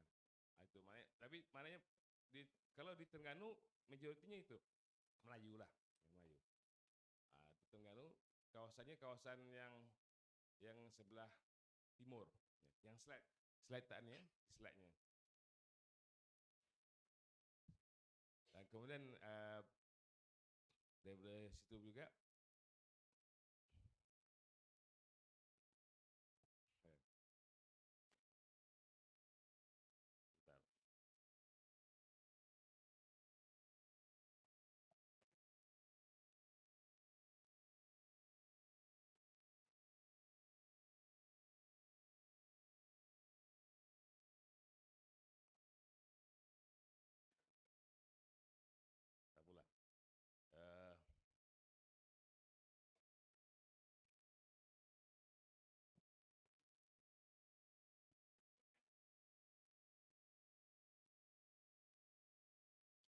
Islam di Terengganu dikatakan sebagai antara negeri yang terawal. Dikatakan di kalangan sejarawan mengatakan Terengganu adalah salah satu negeri yang terawal menerima Islam, kedatangan Islam. Dikatakan kedatangannya pada kurun ke-13, akhir kurun ke-13 hingga ke-14. Kan, bahkan dari situ mengatakan ada sebagian daripada sejarawan, ahli sejarah yang mengatakan kemungkinan besar yang di Terengganu sebenarnya lebih awal daripada yang berlaku di Melaka. Melaka pengislamannya kemudian. Maknanya di Terengganu lebih awal daripada yang itu. Dan satu lagi mungkin yang saya lupa. Penduduk Terengganu, Melayu di Terengganu sebagian besarnya orang-orang yang berasal dari kawasan Champa, ya, daripada kawasan Champa dan juga di kawasan Vietnam, Kemboja, turun ke Terengganu, kan, sebahagian. Tapi di kalangan tokoh-tokoh ulamanya mungkin orang yang di kalangan tokoh ulama dan juga mungkin dengan pemimpin ramai yang datang daripada Johor dan juga mungkin daripada Sulawesi, mungkin yang datang ke Terengganu. Maknanya wilayah Terengganu mungkin agak terasing, ya. Dan pada suatu masa dahulu dikatakan hubungan antara Terengganu dengan contohnya dikatakan hubungan dengan kawasan yang di sebelah barat, khususnya di kawasan Sumatera, Aceh lah contohnya pada waktu itu. Memang kalau dari segi sejarah tidak ada suatu pun penandaan ataupun suatu tanda bahawa ada hubungan diplomatik di antara kedua-dua tempat ini. Tetapi pengaruhnya besar. Pengaruh besar daripada Aceh. Ada memang kawasan-kawasan yang di Terengganu memang diduduki oleh orang Aceh. Tapi dari segi sejarah tidak memperlihatkan yang seperti itu. Cuma mungkin di kalangan sejarawan begitu, mungkin itu hasil pengaruh daripada hubungan Terengganu dengan Johor. Sebab dari segi kesultanan, Sultan Terengganu pada hari ini, yang ada pada hari ini, mereka ini berasal dari kerajaan Johor. Kerajaan Johor yang kemudian dijadikan sultan pada kurun ke-18. Pada kurun ke-18 berterusanlah sampai ke hari ini. Sultan yang berdiri di Terengganu berketurunan kepada kerajaan Sultan Johor yang pada suatu masa dahulu. Ya, itu yang berlaku. Jadi dan Johor pula mempunyai hubungan yang erat dengan Aceh, kan? Selalu berlaku hubungan. Tapi Terengganu memang tidak ada. Tetapi berlaku juga contohnya pada kurun yang ke-18, kurun ke-17, Tok Pulau Manis. Tok Pulau Manis yang dikatakan salah satu ulama di Terengganu yang belajar di Aceh dengan Syekh Abdul Rauf Al-Fansuri ataupun dipanggil apa? Abdul Rauf As-Singkel yang tadi yang diterangkan oleh Prof tadi. Ya. Itu sejarah awal daripada Terengganu. Kalau yang slide ini adalah batu bersurat. Batu bersurat yang ditemui di Terengganu, yang disahkan, ya, bahawa batu bersurat tersebut antara yang membacanya itu Syed Najib Alatas. Syed Naqib Alatas yang mengatakan tertulis di situ suatu tarikh 702 Hijrah. 702 Hijrah. Tapi sebenarnya ada juga bacaan yang lain di kalangan pengkaji lain yang lain pula mengatakan bukan 702 Hijrah, 708 Hijrah. 2 itu mungkin jadi 8. Itu maknanya bacaan dari segi bacaan lah. Walaupun tak banyak beza pun lah. 2 dengan 8 itu hanya beberapa tahun sahaja. Jadi maknanya berdasarkan pada batu bersurat tersebut, di kalangan pengkaji mengatakan bahawa Islam sudah ada di Terengganu kemungkinan akhir kurun ke-13. Sebab dia 702 masih 2 Hijrah bersamaan dengan kurun yang ke-13. Dan bila itu berlaku bermakna Islam bukan tiba-tiba masuk baru terus tertulis. Maknanya dia mesti ada perkembangannya berlaku. Jadi mungkin awal daripada itu lagi. Sebelum batu tidur ditulis, maknanya dia ada dah perkembangan awal daripada yang itu lagi. Itu yang berlaku sebenarnya. Dan satu lagi, batu tersebut mengandungi tentang antaranya tentang hukum Islam. Hukum Islam yang ditata ataupun yang dilukis dalam batu tersebut. Isinya tentang hukum Islam. Sebab tu di kalangan pengkaji sejarah ada di kalangan mengatakan bahawa batu itu menjadi suatu penanda bahawa itu adalah pengisytiharan negeri Terengganu pada waktu itu, pada kurun yang tersebut pada waktu itu. Terengganu ialah negeri Melayu Islam yang ditadbir dengan secara Islam pada waktu itu, pada akhir kurun ke-13 hingga ke-14. Itu yang dah berlaku pada waktu itu. Cuma mungkin selepas itu dia tidak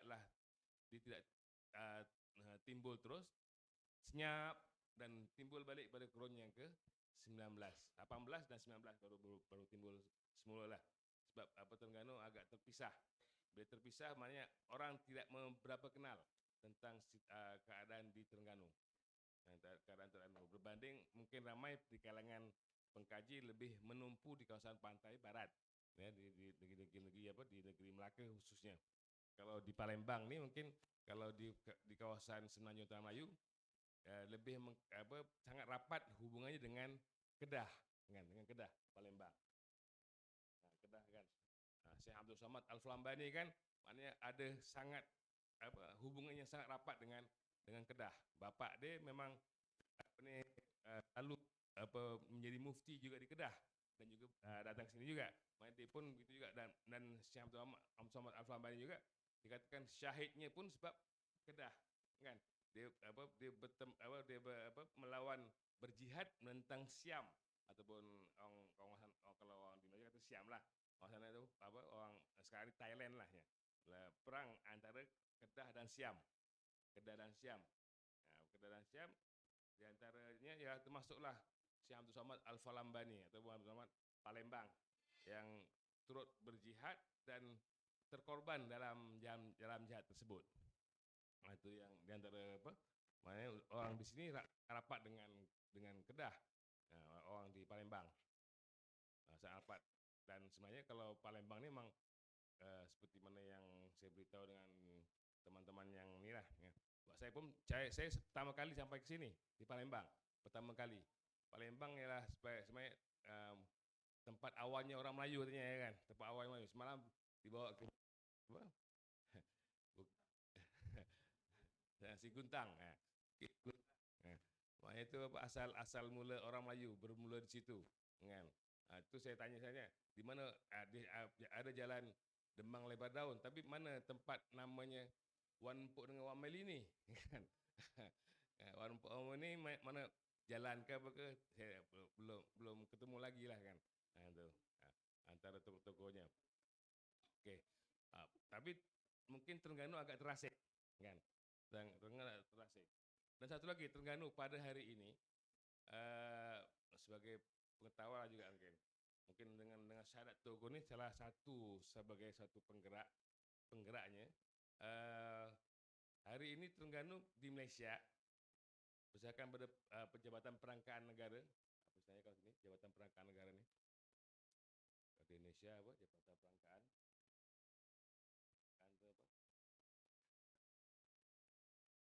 peta. Tapi yang untuk negaranya lah.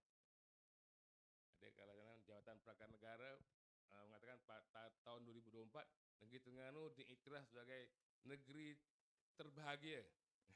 Negeri paling bahagia. Negeri paling bahagia tahun 2024. Sebab apa? Sebab kehidupan masyarakatnya sangat bahagialah. Di situ contohlah cukai. Tahu cukai, pajak. Pajak pintu tidak ada. Di tempat lain pajak pintu makin tinggi, kan? Ada setengah tempat lagi tinggi, lebih tinggi daripada yang sepatutnya. Kalau sekarang memang banyak yang tinggi-tinggi. Kelihatannya kalau di sini kan ada juga setengah tempat sampai satu peringkat berlakunya demonstrasi sebab ada pemerintah yang mengenakan pajak yang mahal, kan? Pajak yang tinggi per tahun, kan? Tapi kalau di sana di Terengganu pajak tersebut memang ada, tapi dilepaskan.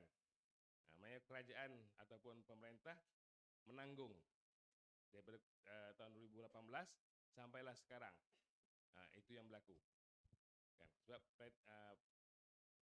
Terengganu adalah suatu negeri yang diperintah dengan pemerintah yang berbeza sedikit. Di sana memang sangat kuat di segi pegangan agamanya. Pegangan agama mungkin itu tadi kan. Negeri yang paling bahagia misalnya. Itu disahkan, bukan sebagai disahkan negeri yang paling bahagia. Walaupun mungkin ada setengah-setengah keadaan mungkin harganya agak mahal, tapi pada umumnya lebih bahagia daripada tempat-tempat yang lain jauh bahagianya. Itu Terengganu.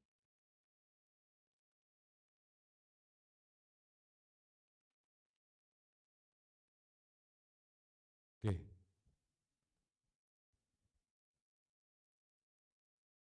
Ini apa? Tok Tuan Besar ke? Tok Tuan Besar ialah salah satu memang ialah tokoh yang memperkenalkan syahadat Toku pada kurun yang ke-19, 1830-an lebih kurang. Ia adalah keturunan Habib. Kalau di sini panggil Habib ya. Di sana kita memang semua yang berdarah kepada anak cucu Nabi di apa awal namanya akan diletak nama Said, ataupun sekarang dipanggil SYED, Said. Said siapa dia? Kalau ni Sayyid lah. Kalau orang Sayyid Muhammad kan, namanya kan Said Muhammad bin Zain kan, Zain bin Zain. Ni Al-Idrus. Dia tokoh ulama besar di Terengganu. Bahkan dia adalah di Terengganu dianggap dia sebagai bapa sastra, bapa kesusastraan di Terengganu.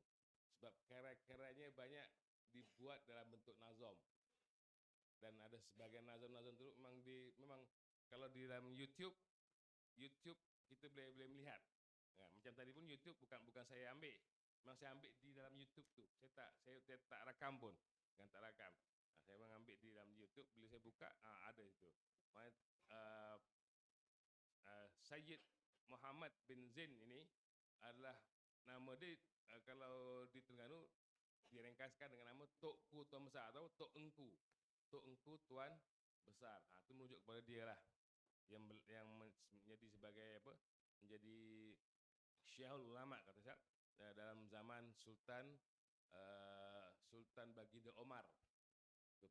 Pada waktu itu Sultan tersebut, pada zaman Sultan Baginda Omar lah mula Islam dan juga pendidikan begitu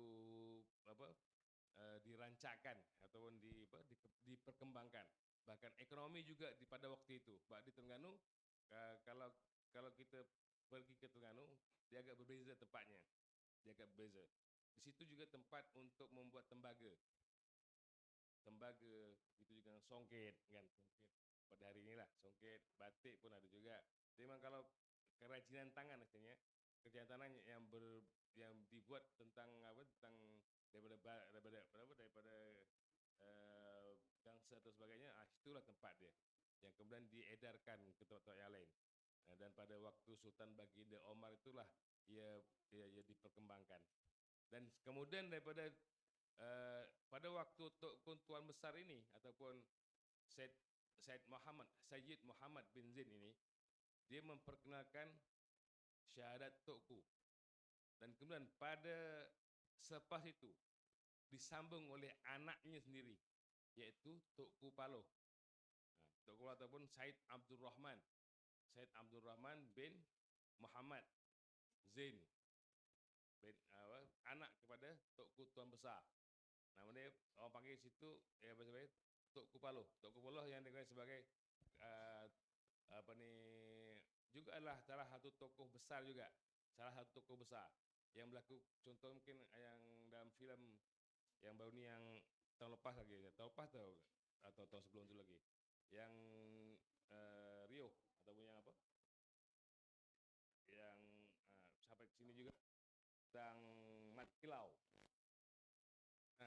Kita melihat menonton filem Mat Kilau. Kalau di Semenanjung, filem Mat Kilau nama dia. Seorang pejuang Pahang, Mat Kilau. Mat Kilau perjuangannya itu berlaku pada zaman Tokku Paloh.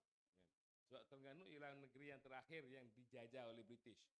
Dia di Semenanjung Tanah Melayu, salah satu negeri yang terakhir itu ialah Terengganu. Yang terakhir dijajah pada selepas 1918 barulah British boleh masuk menghantar penasihat dia. Sebelum itu memang tidak ada sebarang pengaruh daripada British kan. Selepas saja perjanjian di antara Inggeris dengan juga Siam 1909, kemudian daripada itu barulah British boleh masuk ke Terengganu. Selepas kewafatan atau meninggalnya Tokku Paloh, dan begitu juga dengan Sultan Zainal Abidin yang ketiga. Itu perkara ini. Berkaitan dengan ni Tokku. Okey, selepas tu lagi, slide yang selepas dia. Ni syahadat Tokku yang dibacakan tadi oleh Tok Mek tadi. Tok Mek tu nenek lah ya. Tok Mek tu nenek lah. ada yang paham kan yang disampaikan. Ini ialah syahadat yang dibaca, dihafal dan diamalkan setiap hari. Maknanya syahadat ni dibaca, dihafal dan diamalkan setiap hari. Setiap hari selepas sembahyang waktu ataupun seperti mana yang disebutkan tadi lah. Atau kalau dalam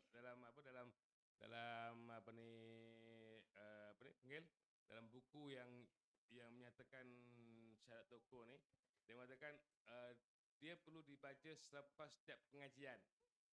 Selepas setiap pengajian agama, selepas setiap membaca Quran dibaca. Dan itulah yang dilakukan sehari-hari di kalangan sebahagian orang Melayu di Terengganu pada waktu itu. Dan kesannya sehingga pada hari ini. Bagaimana kalau kita di sekolah-sekolah kita akan menyanyikan lagu, kalau di sini lagu Indonesia kan, setiap minggu sekali ya, ataupun setiap Senin kan. Maknanya kan setiap minggu akan kita nyanyikan. Tujuannya untuk apa? Untuk menimbulkan semangat kecintaan. Yang ini dibaca setiap hari.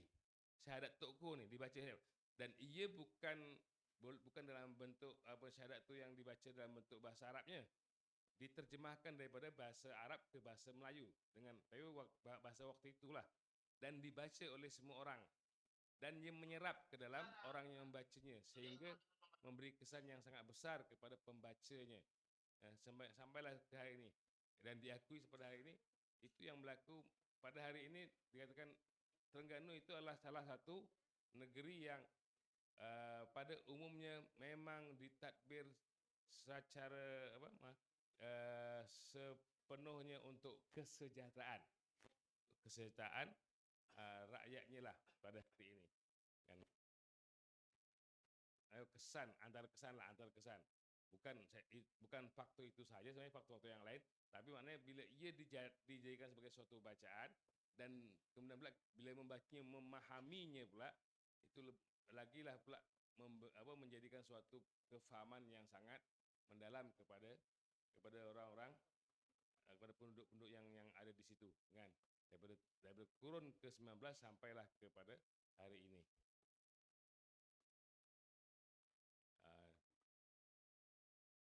Okey, seterusnya ini tentang buku syahadat tahu kan. Mungkin itu je lah mungkin sebagai itu sajalah mungkin sebagai pembentangan yang saya kemukakan. Kalau untuk lebih lanjut boleh baca pada makalah yang sebelumnya. Sekian. Assalamualaikum warahmatullahi wabarakatuh. Okay, thank you so much for Dr. Muhammad Taufik Arizo for his marvelous presentation. Ya, sekarang kalau ada yang mau bertanya, saya persilakan. Ada satu, silakan. Silakan, ada satu yang mau bertanya. Oke, yang dari Zoom ada yang mau bertanya. Nanti setelah yang dari sini dulu ya. Setelah yang dari sini silakan, yang di Zoom silakan bertanya. Oke. Ada di kolom chat. Oh, di kolom chat. Oke. Tidak terbaca dari sini kolom chatnya. Nanti tolong dibacakan ya, Mem Kiki ya.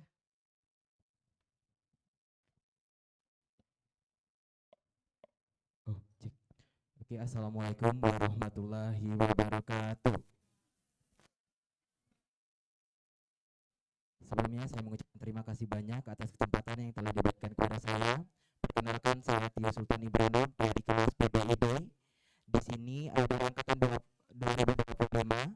Jadi saya mengucapkan terima kasih juga kepada Bapak Doktor yang telah menjelaskan tentang sejarah-sejarah tadi terkait. Jadi di sini ada pada zaman itu ada yang namanya agama hanya dikhususkan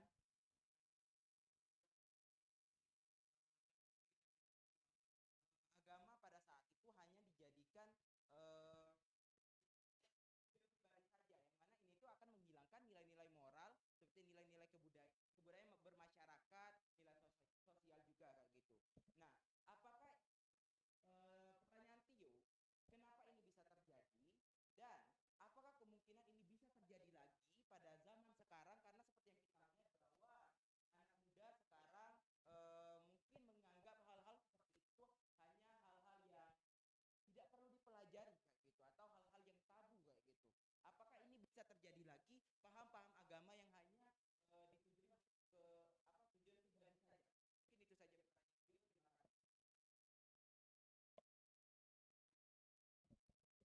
Silakan dijawab dulu.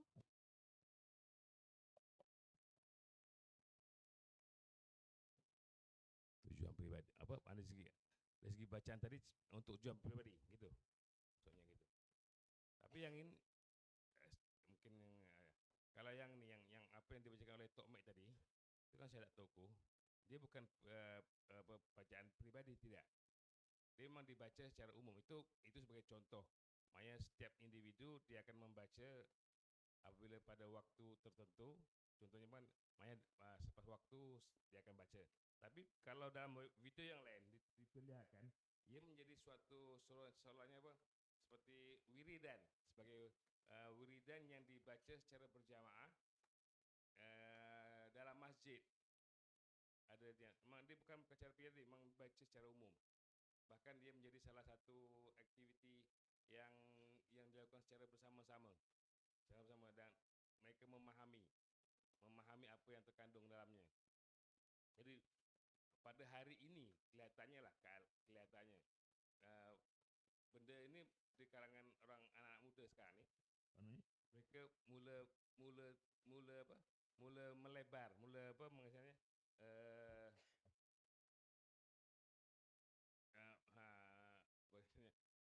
mula mengamalkan apa yang dilakukan oleh orang yang terdahulu. Bukan maknanya sekadar makin jauh. Makanya kan soalannya begitu, makin jauh daripada agama, makin meninggalkan agama. Amal agama adalah amalan yang bersifat pribadi. Tapi pada hari ini sebahagian diperlihatkan tidak seperti itu dah. Tidak seperti yang dulu. Kalau dari mungkin kalangan pengkaji begitu juga lihat soalannya pada suatu masa nanti agama ini akan ditinggalkan. Pada hari ini kelihatannya kalau di sini, kata contohnya di Terengganu ataupun di tempat yang lain begitu juga kan, diperlihatkan bahwa mungkin yang penting ya pendekatan.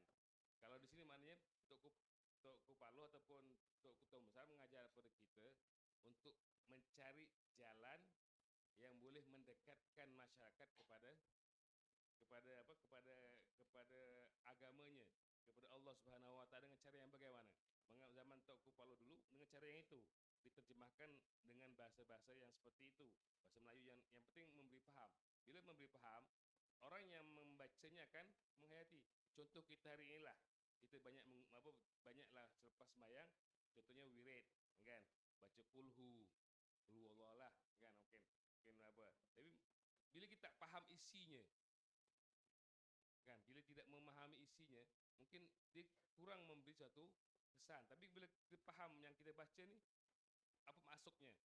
Aku yakin, aku faham. Nah, bila aku yakin, aku faham, boleh fahamlah tu maknanya kan. Maknanya bila itu yang diulang-ulang, dia akan memberikan suatu kekuatan. Contoh tadi apa, negeri Terengganu sebagai negeri terbahagia Indonesia lah. Di tempat lain pula kan. Dia katakan antara ciri utama bahagia itu apa? Dari segi kerohanian, keagamaan, sifat gotong royong yang diamalkan. Maknanya benda itu masih lagi, perkara tersebut masih lagi menjadi suatu perkara yang berlaku dan mudah untuk dikongsi bersama. Itu di kawasan itu, di antara ciri-cirinya lah. Itu yang menimbulkan itu. Mungkin untuk ke depan kalau boleh bagaimana kita untuk menyemarakkan balik kan.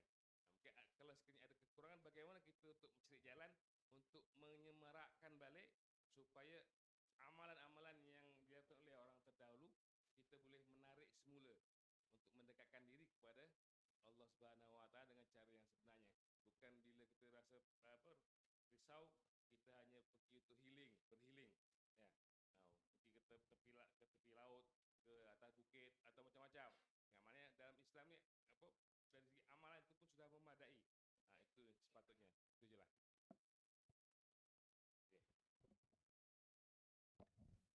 Apakah menjawab? Oke, jadi sepertinya kalau syahadat toku ini dia tidak akan menjauhkan orang dari agama, justru dia akan mendekatkan kita semakin dekat dengan agama. Seperti itu ya, Tio ya. Oke, apa ada pertanyaan lain? Dari sisi kiri, kanan. Oke, tidak ada. Kalau tidak ada, saya akan menutup ya. Dari chat, Ma'am. Oh yang dari chat ya, silakan yang dari chat. Oke. Dibacakan. Dari Ibu Hana Pertiwi. Assalamualaikum, saya Hana Pertiwi dan bertanya, dari beberapa penjelasan yang sangat luar biasa dari Prof dalam tafsir Melayu, tertarik dengan keadaan saat ini penuh dengan perkembangan digitalisasi terhadap implementasi kearifan lokal birrul walidain. Kita lihat fenomena saat ini adanya pergeseran etika dan budaya. Tidak sedikit anak-anak zaman sekarang menggunakan tutur bahasa dengan orang tua seperti teman sebaya. Bahkan terkadang bertemu dengan orang tua pun tidak sedikit juga yang hanya mengucapkan halo, bukan bersalaman. Bagaimana cara mempertahankan dan mengembalikan kembali budaya dulu yang lebih beretika seperti halnya peradaban Melayu. Terima kasih. Sepertinya bisa dijawab oleh kedua narasumber kita hari ini. Silakan ke Ibu Halimatus Sadiah terlebih dahulu. Terima kasih atas pertanyaannya, menarik ya. Ada yang kita bahas tadi tentang tafsir Melayu, penekanannya bagaimana kita melihat kearifan lokal, yang mana merupakan suatu yang dalamnya terdapat dalam tafsir Melayu itu, yang sesungguhnya merupakan adopsi dari apa yang ada pada masyarakat Melayu, terutama tentu pada masa tafsir itu ditulis. Dan pada perkembangan selanjutnya, kalau tadi dikatakan, nah ini generasi Gen Z sekarang ini, yang hidup di era digital. Jadi di sini adalah bagaimana kalau kita lihat tadi saintifikasinya, bagaimana kita menjadikan hal-hal yang ada keilmuan lokal itu dijadikan ada legitimasi ilmiahnya. Bagaimana kita melihat kajian-kajian atau keilmuan lokal itu bisa menjadi kajian keilmuan untuk ilmu pengetahuan global. Nah sekarang tadi disebutkan keilmuan lokal itu diantaranya adalah disebutkan contoh birrul walidaini misalnya, atau juga bagaimana berakhlak terhadap anak yatim misalnya. Itu kan sesuatu hal yang ada sebenarnya ditanamkan nilai-nilai itu oleh terutama oleh orang tua kepada masyarakat, kepada anak-anaknya, yang kita ini sebagai notabene adalah sebagai orang Melayu. Nah, berangkat dari situ adalah dari apa yang kita paparkan tadi, bahwa sesungguhnya akar-akar kearifan lokal itu, akar-akar kearifan lokal itu sudah ada tertanam dalam budaya, dalam tradisi masyarakat Melayu itu sendiri. Nah, seiringan dengan dengan perkembangan pengetahuan dari era digital tadi, maka apa yang bisa kita lakukan? Nah, jadi dari situlah kita kembali menggali apa sebenarnya adat, tradisi, budaya kita, terutama sebagai orang Melayu itu. Tidak terlepas dari hal-hal yang berkaitan ya, kalau kita sebutkan dengan akhlak, kalau sebutkan secara teorinya ada dasar-dasar normatifnya, ada firman-firman Allah yang menjelaskan demikian. Nah untuk Gen Z, kalau pada generasi sekarang ini, kalau katakan di ilmu pengetahuan, tentu ada hal-hal yang positif, ada hal yang negatif yang akan ditimbulkan oleh hal demikian itu. Nah bagaimana hal-hal positif itu yang seperti contohkan tadi, tetap bisa tertanam, bisa diaplikasikan oleh Gen Z, ya tidak lain tidak bukan adalah menggali kembali atau merekonstruksi kembali, mereformulasi kembali bagaimana sesungguhnya kekayaan-kekayaan yang ada pada khazanah tafsir Melayu tersebut, yang ada pada masyarakat Melayu itu. Nah ini ya diantara perlunya kita kaji pada kesempatan seminar kali ini adalah saintifikasi lokal wisdom atau tradisi adat Melayu itu, yang notabene atau mayoritas adalah yang adalah hubungan erat kaitannya dengan Islam itu sendiri. Nah, oleh karena demikian perlu kembali kita menghidupkan kembali hal-hal yang sesungguhnya ditanamkan oleh para ulama, para cendekiawan-cendekiawan kita pada masa dulu. Kalau kita lihat tadi adalah kalau tafsir Melayu itu pada abad 16 masuk abad 17, sekarang kita masuk abad ke-20 21. Nah, ini tentu suatu waktu yang panjang. Nah, waktu yang panjang itu, nah, kan bagaimana kalau kita menghidupkan kembali, ya kembali kita menggali itu, mereformulasi kembali, merekonstruksi apa-apa yang telah ditanamkan oleh para ulama, oleh para cendekiawan kita, terutama di dalam hal yang kaitan dengan kearifan Melayu. Dan diantaranya tentu kita di UIN ini seperti dikatakan tadi, distingsi Melayu itu bagaimana kita bisa menghidupkannya kembali. Nah, yang itu tentu adalah dengan saintifikasi kearifan lokal tradisi tadi, tentu mengimplementasikannya kepada Gen Z atau Gen Z sekarang ini. Jadi kepada adik-adik ini rata-rata mahasiswa, bahwa kita ini kaya sekali dengan kearifan lokal. Nah, paling tidak ada keseimbangan lah, jangan yang melihat modern saja, tetapi modern tentu ada akar-akar di bawahnya. Akar-akar itulah yang telah ditanamkan oleh para leluhur kita. Nah, ini yang mungkin bisa kami sampaikan. Ibu, terima kasih. Assalamualaikum warahmatullahi wabarakatuh. Ada tambahan dari Bapak?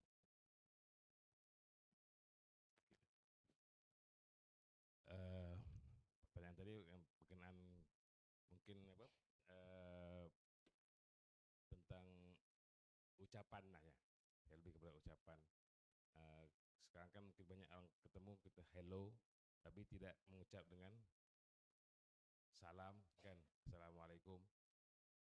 Selalunya kalau bertemu perkataan yang paling awal yang yang kita bicarakan ataupun yang kita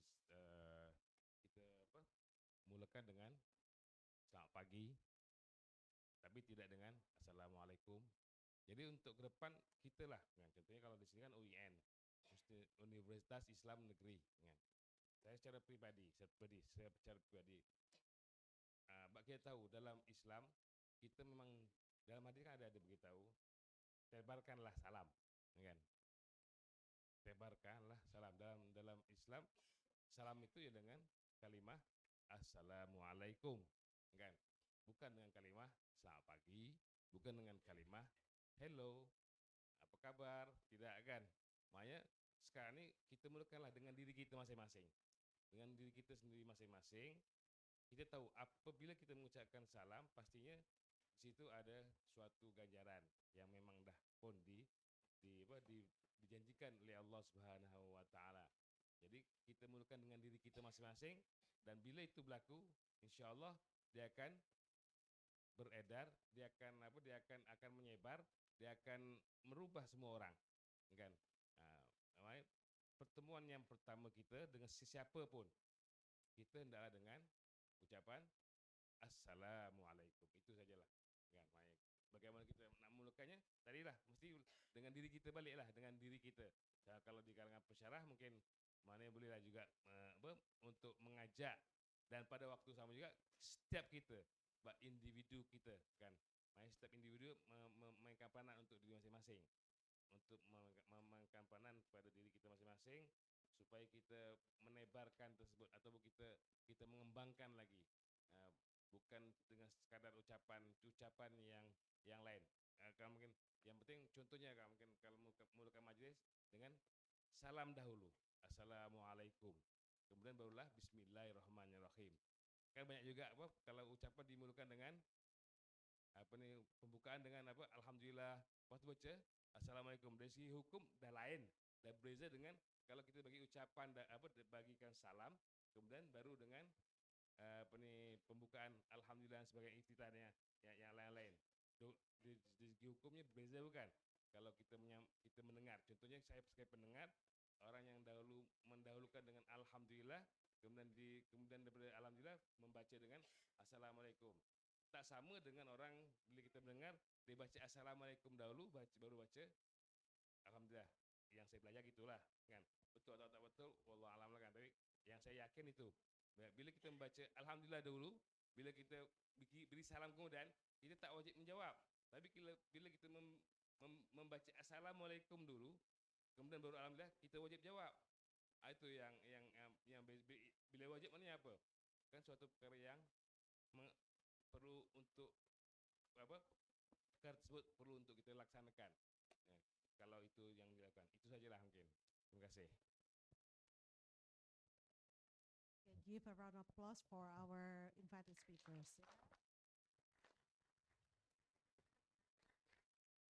Okay, as the closing, I would like to say some words. As we come to the conclusion of today's enlightening session, it is my great honor to extend my deepest gratitude on behalf of the organizing committee. Throughout this seminar, we have witnessed a rich exchange of knowledge, perspectives, and critical reflection centered on the scientification of religious tradition and the local wisdom of Malay Islam. This theme challenges us to bridge the sacred and the scientific, to re-examine inherited traditions through analytical lenses while preserving the spiritual and cultural richness they offer. The presentations and discussion we've engaged in today have demonstrated that this is not only possible, it is essential. By doing so, we are not merely preserving knowledge, but revitalizing it, contextualizing it, and making it relevant for future generations. We are reminded that the Malay Islamic intellectual heritage is not static, it evolves. And our role as scholars, thinkers, and practitioners is to guide that evolution responsibly with respect to the past and vision for the future. I would like to thank all our invited speakers for their insightful contributions, the participants for your active engagement, and the organizers for their tireless efforts in making this event a success.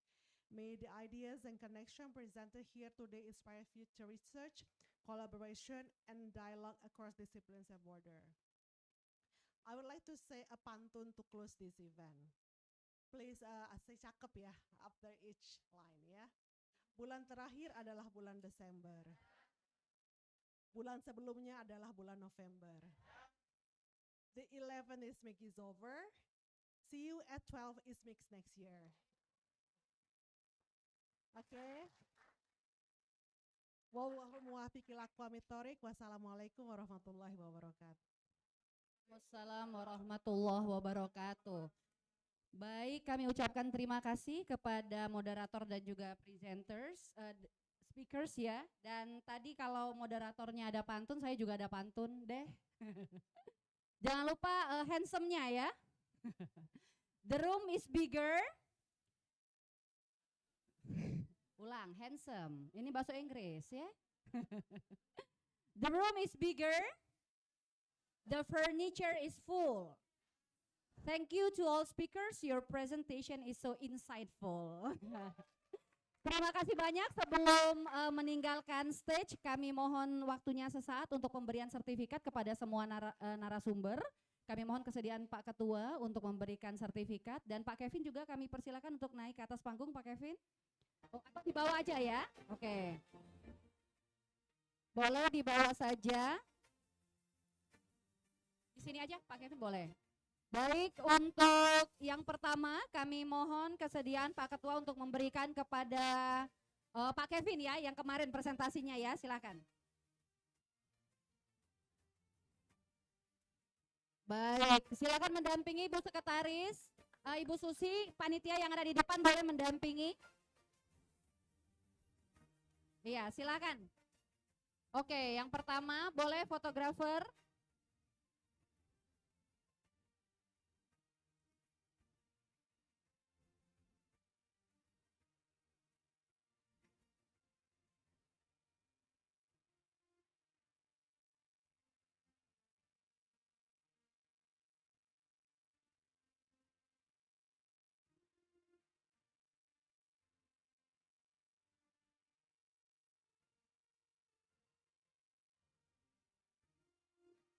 Baik, yang kedua kami persilahkan penghargaan selanjutnya untuk Dr. Taufik.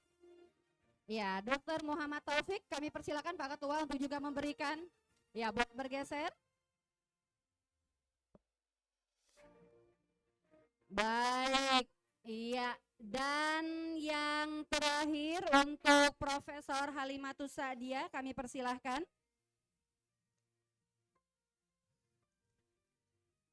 Ya, sembari panitia juga sedang membagikan makan siang.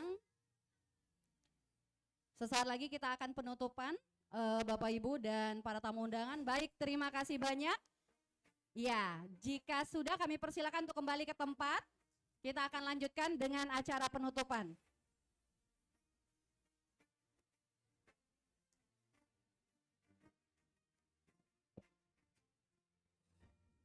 Iya, kita istirahat dulu sembari tim konsumsi membagikan makan siang. Dan kami mohon kepada semua peserta untuk tetap di tempat karena kita sebentar lagi akan sama-sama menyaksikan penutupan dan dilanjutkan dengan pengumuman best presenters untuk sesi paralel yang sudah kita laksanakan kemarin. Boleh tepuk tangan untuk kita semua.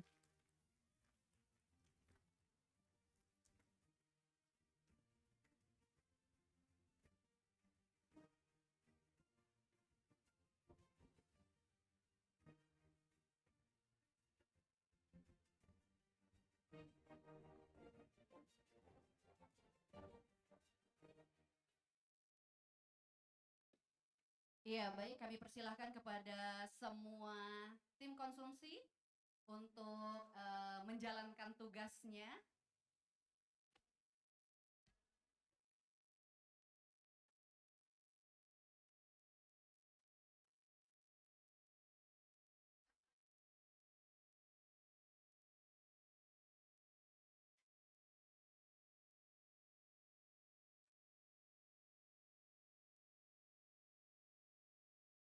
Bapak Ibu hadirin yang berbahagia, sebagai informasi sambil makan siang dibagikan, sebagai informasi bahwa ISMI ke-11 tahun ini telah dilaksanakan sejak kemarin dari tanggal 8 Oktober hingga hari ini 9 Oktober, dan kita juga sudah mendapatkan lebih dari 140 papers untuk yang join sesi paralel kemarin. Jadi ini benar-benar luar biasa sekali. Tentu saja dengan harapan bahwa ISMIK yang dilaksanakan secara reguler setiap tahunnya menjadi ajang untuk sharing akademik gitu ya, untuk tentu saja menumbuhkan atmosfer akademik di UIN Raden Fatah di seluruh PT KIN dan juga PTN yang ada di Indonesia, karena sifatnya bersifat internasional, tidak lagi nasional. Jadi untuk adik-adik, mahasiswa dan juga Bapak Ibu dosen yang hadir pada hari ini, ditunggu kehadirannya lagi di ISMIK tahun depan, tidak hanya sebagai peserta, tidak hanya sebagai penonton, tapi juga sebagai peserta yang mengirimkan paper ya untuk parallel session di ISMIK tahun 2026 insya Allah. Dan sebelumnya saya ingin menyapa dulu yang pakai alma mater merah. Alma mater merah dari mana? Dari UIN Imam Bonjol Padang. Wah, boleh tepuk tangan? Masya Allah. Ada lagi yang dari luar UIN Raden Fatah? Iya, dari mana? Yang di atas dari mana? Oh, dari Unsri. Oke, boleh tepuk tangan. Ada lagi? Dari mana lagi? Kemarin ada dari Universitas Bina Dharma. Dari mana baju hitam? Oh, dari PGRI. Oke. Lainnya dari mana? Yo, lah tahu kamu nih. Ya, tentu saja boleh tepuk tangan untuk Iya, luar biasa sekali ya. Jadi tentu saja harapan kami semua di sini ISMIK ini menjadi ajang temu akademik ya untuk semua PTN, PT KIN yang ada di Indonesia, dan bahkan kita juga akan mendengarkan insight-insight dari narasumber yang sengaja kita undang internasional dari negara-negara luar. Seperti hari ini kita sudah kedatangan Dr. Taufik dari Malaysia, kemudian kita juga sudah mendapatkan insight yang luar biasa terkait dengan AI accounting dari Dr. Kevin. Terima kasih. Dan juga tadi pagi kita sudah mendengarkan juga hasil riset yang dilakukan oleh Sherin ya, Sherin Graham Davis dari Australia, dari Monash University. Kemarin juga ada narasumber dari Brunei Darussalam, jadi luar biasa. Itu menunjukkan bahwa ilmu tidak terbatas pada region ya. Jadi dimanapun Anda tetap bisa mendapatkan ilmu pengetahuan. Baik, sudah selesai? Semua sudah dapat makan siangnya? Sudah. Tapi ini jangan SMP ya, sudah makan pamitan ya? Belum, nanti ya kita mau penutupan dulu. Boleh musiknya sedikit?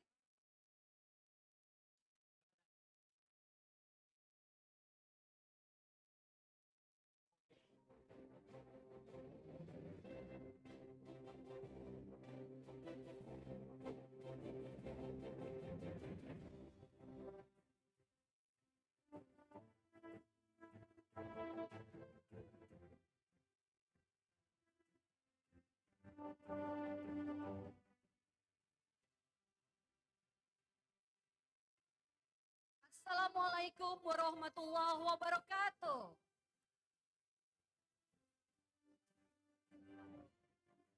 Selamat siang, apa kabarnya semuanya? Iya, lebih semangat lagi, apa kabar semuanya? Iya, baik, terima kasih banyak. Alhamdulillahirrabbilalamin, assalatu wassalamu ala asrofil anbiya wal mursalin Sayyidina Muhammadin nabiyil ummi wa ala alihi wa sahbihi wa barik wasallim. Alhamdulillah, puji syukur kita panjatkan kehadirat Allah Subhanahu wa taala karena berkat rahmat dan hidayahnya juala selama 2 hari ini kita dalam keadaan sehat walafiat dapat menghadiri kegiatan ISMI International Seminar on Social and Humanistic on Malay Islamic Civilization di 11 to 2025 under the theme Scientification of Religious Tradition and Local Wisdom of Malay Islam. Boleh tepuk tangan untuk kita semuanya.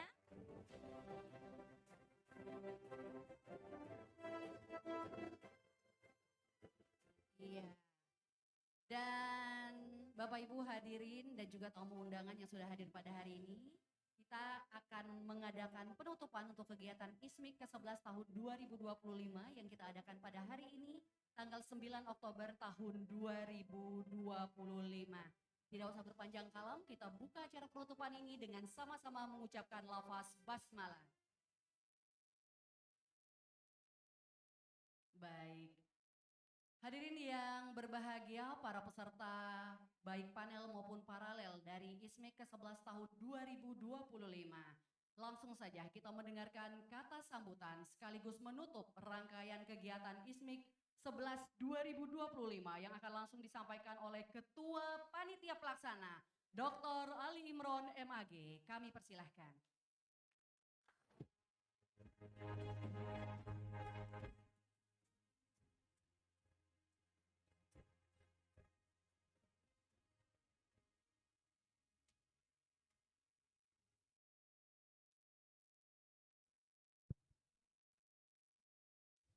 Bismillahirrahmanirrahim. Assalamualaikum warahmatullahi wabarakatuh. Alhamdulillah. Alhamdulillahirabbil alamin wa bihi nasta'inu ala umuri dunya waddin. Wassalatu wassalamu ala asyrafil anbiya wal mursalin wa ala alihi wa sahbihi ajmain, amma ba'du. Yang kita hormati dan kita muliakan para narasumber kita yang masih setia hadir bersama kita, ada Bapak Dr. Ahmad Taufik Aridho dari Universitas Malaya Malaysia, kemudian ada Bapak Dr. Kevin Daneswara dari Binus University, dan Ibu Profesor Dr. Halimatus Sa'diyah MAG dari UIN Nadin Fatah Palembang. Bapak Ibu, para presenter, para peserta dan seluruh hadirin dan hadirat yang berbahagia. Yang pertama, izinkan kami menyampaikan sambutan penutupan ini mewakili para pimpinan yang mohon maaf karena pada hari ini seluruh pimpinan jajaran rektorat dan biro di UIN Nadin Fatah Palembang ada pertemuan audiensi dengan pemerintah Kabupaten Ogan Ilir, Provinsi Sumatera Selatan, sehingga Pak Rektor dan jajarannya mewakilkan kepada kami untuk menyampaikan sambutan penutupan pada siang hari ini. Baik, sebelum saya lanjutkan, mungkin saya bacakan pantun dulu ya. Berlayar tenang di pagi cerah, angin berbisik di tepian pantai, ilmu bertemu di ruang megah, ISMIK ke-11 di UIN Raden Fatah. Bunga melati harum mawangi, tumbuh subur di tanah nan ramah. Tradisi dan sains terpadu harmoni, mengangkat kearifan Melayu Islam yang indah. Baik Bapak Ibu hadirin yang kami hormati, selama 2 hari ini kita telah mengikuti seluruh rangkaian kegiatan ISMIK 11 tahun 2025, mulai dari paparan narasumber yang hebat dari berbagai disiplin keilmuan, mulai dari Bapak Dirjen kita, Bapak Profesor Dr. Amin Suyitno, MAG, kemudian Profesor Kamaludin dari Brunei Darussalam yang menjelaskan tentang bagaimana Ahlus Sunnah wal Jamaah terintegrasi dalam kehidupan masyarakat di Brunei Darussalam. Kemudian Profesor Dr. Munir MAG berbicara tentang integrasi antara sains dan teknologi, keagamaan, kemudian dipadukan dengan produk ya, herbal berupa tanaman dan dipadukan dengan doa munajat untuk obat kanker. Ini sangat luar biasa. Mudah-mudahan hasil penelitian beliau itu nanti akan bisa menghasilkan produk ya, herbal yang bisa untuk penyembuhan penyakit kanker. Kemudian juga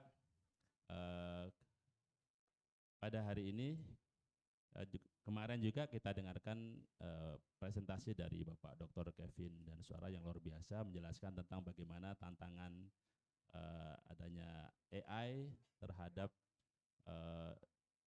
pangsa kerja yang akan datang. Kita tentunya ya, agar mensikapinya ini dengan ya, kita memiliki literasi teknologi terhadap perkembangan teknologi yang begitu cepat tersebut. Salah satunya adalah dengan kemajuan AI. Kemudian pada hari ini telah kita dengarkan tadi presentasi dari 3 narasumber kita. Ada Sherin dari Monash University bicara tentang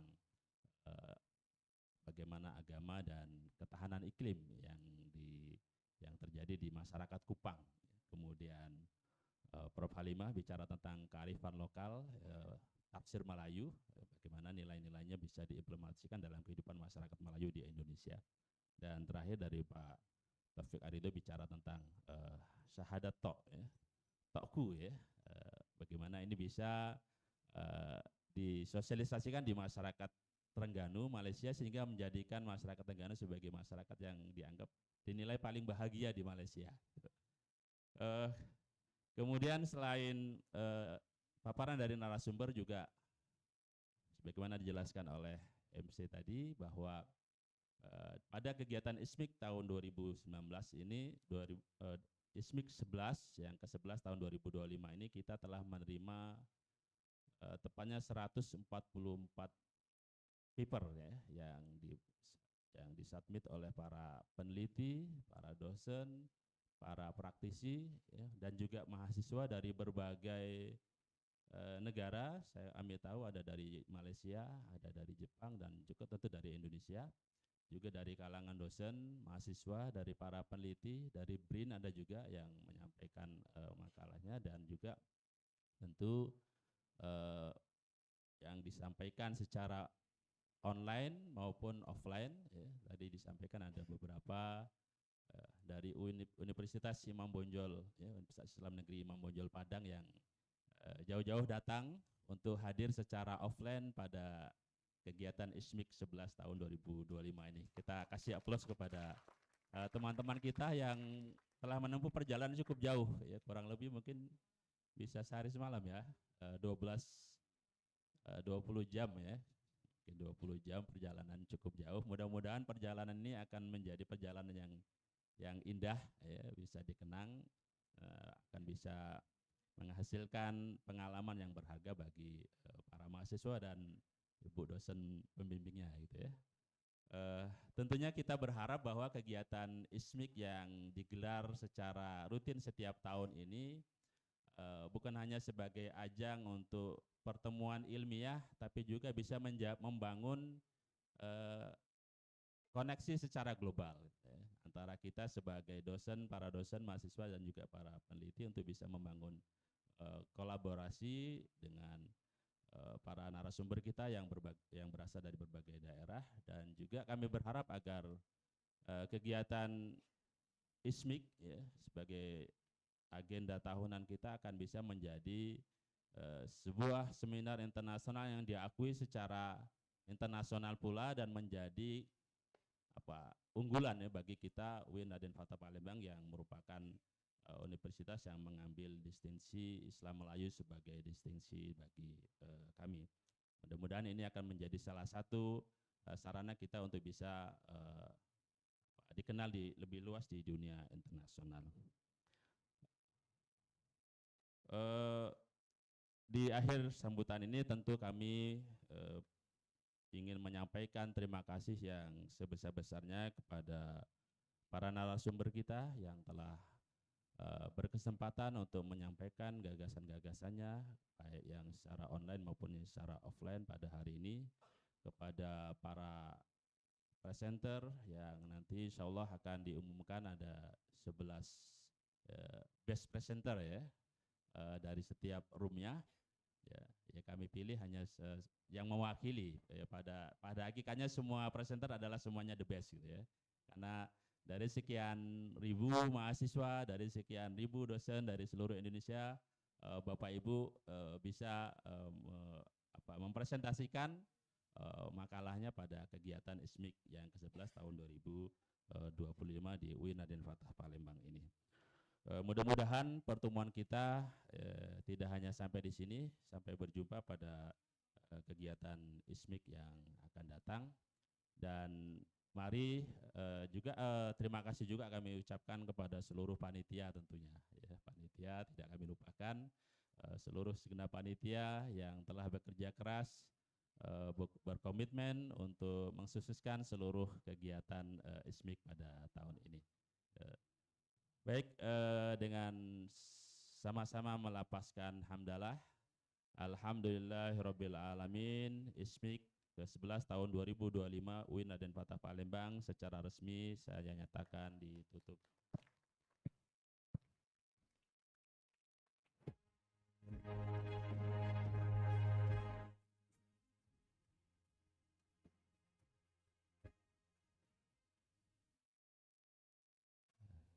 Sebelum saya akhiri salam, saya bacakan pantun lagi. Langkah berakhir namun tak usai, jejak ilmu terus menapak arah. Terima kasih peserta yang santun dan pandai. Mari lanjutkan riset dengan semangat yang membuncah. Panitia bekerja tanpa lelah, menyusun acara menjadi berkelas. Salam penutup kami persembah. Sampai jumpa di ISMIK ke-12. Sekian, mohon maaf atas segala kekurangan. Wabillahi taufiq wal hidayah. Wassalamualaikum warahmatullahi wabarakatuh.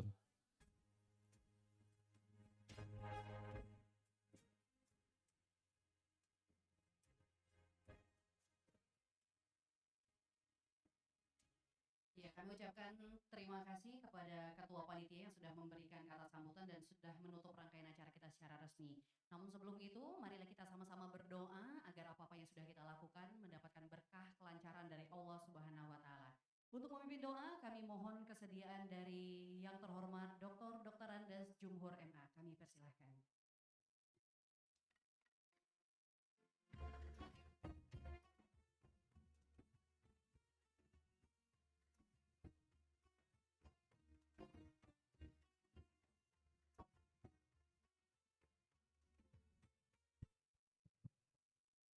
Bismillahirrahmanirrahim. Assalamualaikum warahmatullahi wabarakatuh.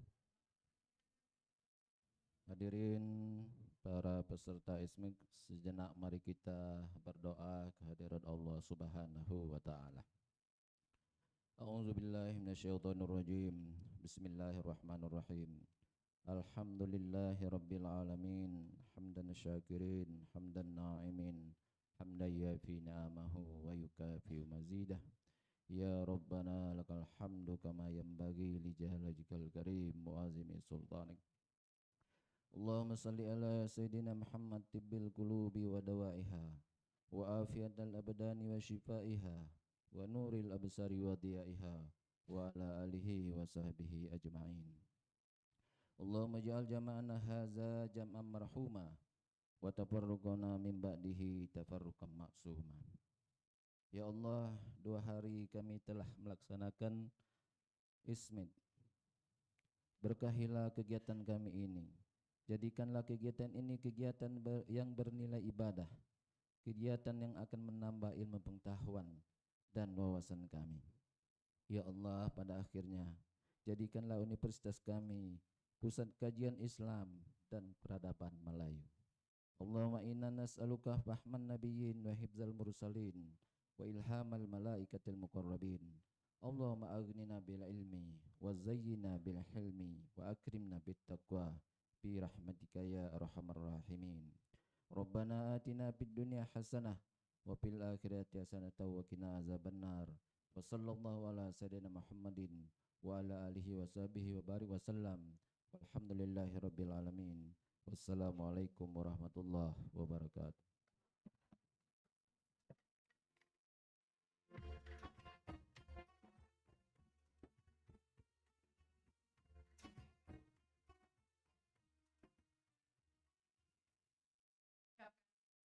Kami ucapkan terima kasih kepada Dr. Andes Jumhur MA yang sudah memimpin doa kita pada pagi menjelang siang hari ini.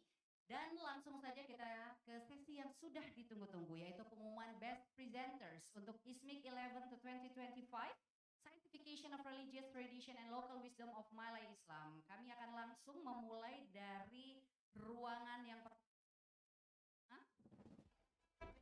Oke, are you ready guys?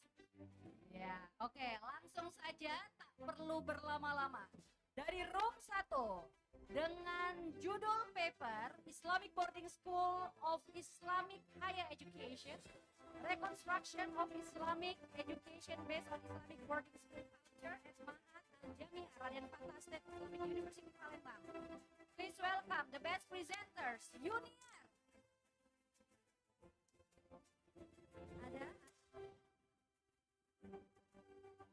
Atau yang mewakili boleh? Boleh kami akan panggil semuanya dan kami persilakan untuk ke depan satu persatu. Oke. Izin tim IT soundsnya agak dikecilin dikit. Baik, dari room 2 dengan judul riset Integrasi Akidah Akhlak dan Nilai Budaya Melayu dalam Pendidikan Karakter dari Kearifan Lokal Menuju Islam Transformatif. Please welcome Mariana.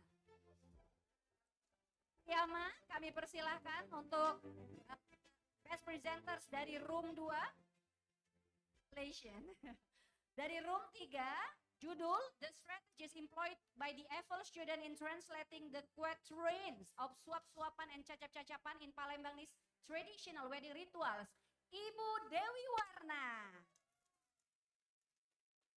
Ya, dari room 4, Green Synthesis CaO from eggshells as a form of environmental responsibility and sustainability for Muslim Muslims.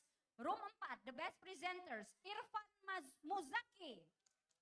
Ya, dari room 5, judul riset Towards Sustainable Local Economic Development Integrating Memes, Tourism and Social Capital in Rural Indonesia. The best presenters from room 5, Dr. Maftu Hatus Solihah. Please come. Oke, room 6, Infakbras, a society philanthropic approach to alleviating poverty. Room 6, Bunga Maratus Solihah. Kami persilahkan untuk tampil ke hadapan. Dari room 7, Progressive Epistemology, Decolonization, Scientification and Malay Cultural Resilience for Transformative Islam, Ibu Nurseri Hasna. Dari room 7. Ya, dari room 8. Yang belum dipanggil sabar. Dari room 8 dengan judul set The Dynamics of Traditional Jambi Malay Cultural in the Era Modernity, Suci Riksha Amalia. Silahkan tampil. Jauh-jauh ini dari Padang ya, sudah berhasil. Kemudian dari, boleh tepuk tangan dulu dong. Ya. Dari room 9, judul riset Urban Sprawl dan Dampak Sosial Ekologis di Kota Palembang, refleksi tafsir tematik Al-Quran terhadap ayat-ayat pengelolaan lingkungan perkotaan. Devi Aulia Utami. Silakan Devi untuk maju. Room 10 ya. Scientification of the Tepung Tawar Ritual, a tasawuf based psychotherapy model for the mental health crisis among Muslim Malays. Room 10, Azrianti Isyamia. Ya, silahkan. Room 11, Analysis of the Application of and Future Decision Making. Dr. Itria MA. Dr. Itria boleh tampil ke hadapan. Terakhir dari room 12, the role of Majelis Taklim to increase understanding of ekoteologi. Bapak Ahmad Sarifudin atau yang mewakili, kami persilahkan.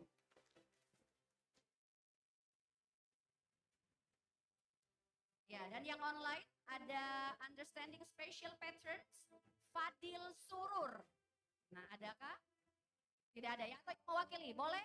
Kami persilakan ketiga best presenters dari 12 room 1 online untuk tampil ke hadapan dan kami persilakan dan para narasumber untuk memberikan penghargaan kepada best presenters ini. Kami persilahkan. Ya, untuk kesempatan pertama kami mohon kepada Pak Ketua, didampingi oleh panitia yang sudah hadir pada hari ini, kami persilahkan. Ibu Sekretaris, beberapa koordinator, kami persilahkan.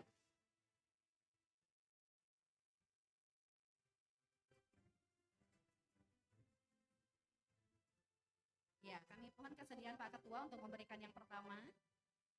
Fotografer, kami hadirkan momen yang luar biasa ini, ya. Oke. Silahkan fotografer. Iya. Untuk yang terima kasih. Untuk yang kedua kami mohon kesediaan Dr. Taufik untuk memberikan.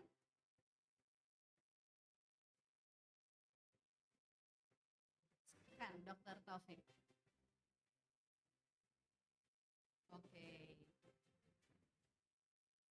Iya, terima kasih. Selanjutnya Dr. Kevin mohon kesediaannya kepada Ibu Dewi Warna. Baik. Iya. Selanjutnya untuk mahasiswa ini, boleh Ibu Sekretaris? Ibu Sekretaris. Prof. Halimah dulu. Prof. Halimah mohon kesediaannya memberikan penghargaan. Sekretaris mohon standby. Iya. Oke. Selanjutnya Ibu Sekretaris hanya memberikan penghargaan kepada Dr. Maftuh Solihah. Ini langganan ya sepertinya Bu ya. Best presenter ya. Oke. Iya, selanjutnya kami persilahkan Ibu Koordinator. Ibu Koordinator, ya Ibu Delima, boleh Ibu Delima mohon bantuan untuk menyerahkan best presentersnya.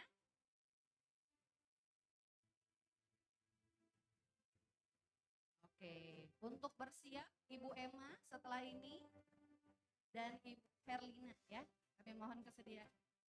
Ya.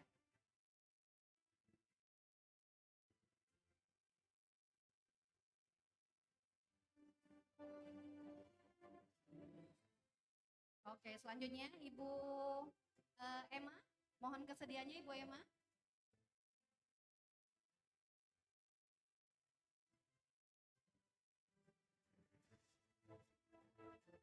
Iya, oke. Dan yang terakhir kami mohon kesediaan Ibu Herlina. Oke, ya silakan Ibu Herlina. Dan dilanjutkan dengan foto bersama di sini dengan semua panitia. Oke, untuk yang mendapatkan terbaik namun tidak hadir hari ini kami mohon nanti untuk menemui panitia secara langsung dan Haris untuk berfoto bersama. Bapak Ibu silakan. Di sini dulu. Silakan. Ya, monggo diatur saja. Iya. Oke, mohon fotografer kami persilahkan.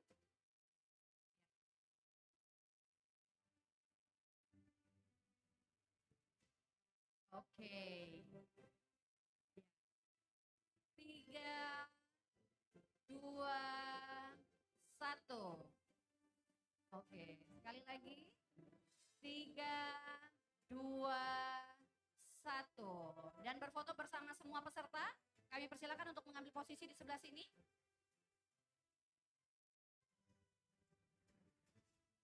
Ya, silahkan semua peserta mohon untuk merapat ke tengah. Ya, boleh berdiri semua dan merapat ke tengah. Ya, silahkan. Silakan semua peserta berdiri dan merapat ke tengah. Semuanya boleh berdiri. Kita foto untuk sesi penutupan ini. Oke. Diatur dulu semua berdiri. Bergabung ke tengah ya. Gimana fotografer sudah oke? Yo, pakai 0,1 kalau udah dapat ya. Oke, 3.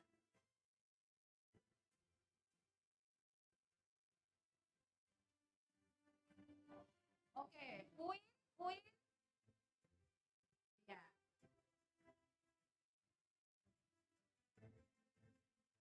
Oke, 3, 2, 1. Baik, terima kasih banyak semuanya. Dengan berakhirnya sesi foto tadi, maka International Seminar The 11 ISMIC 2025 Scientification of Religious Tradition and Local Wisdom of Malang Islam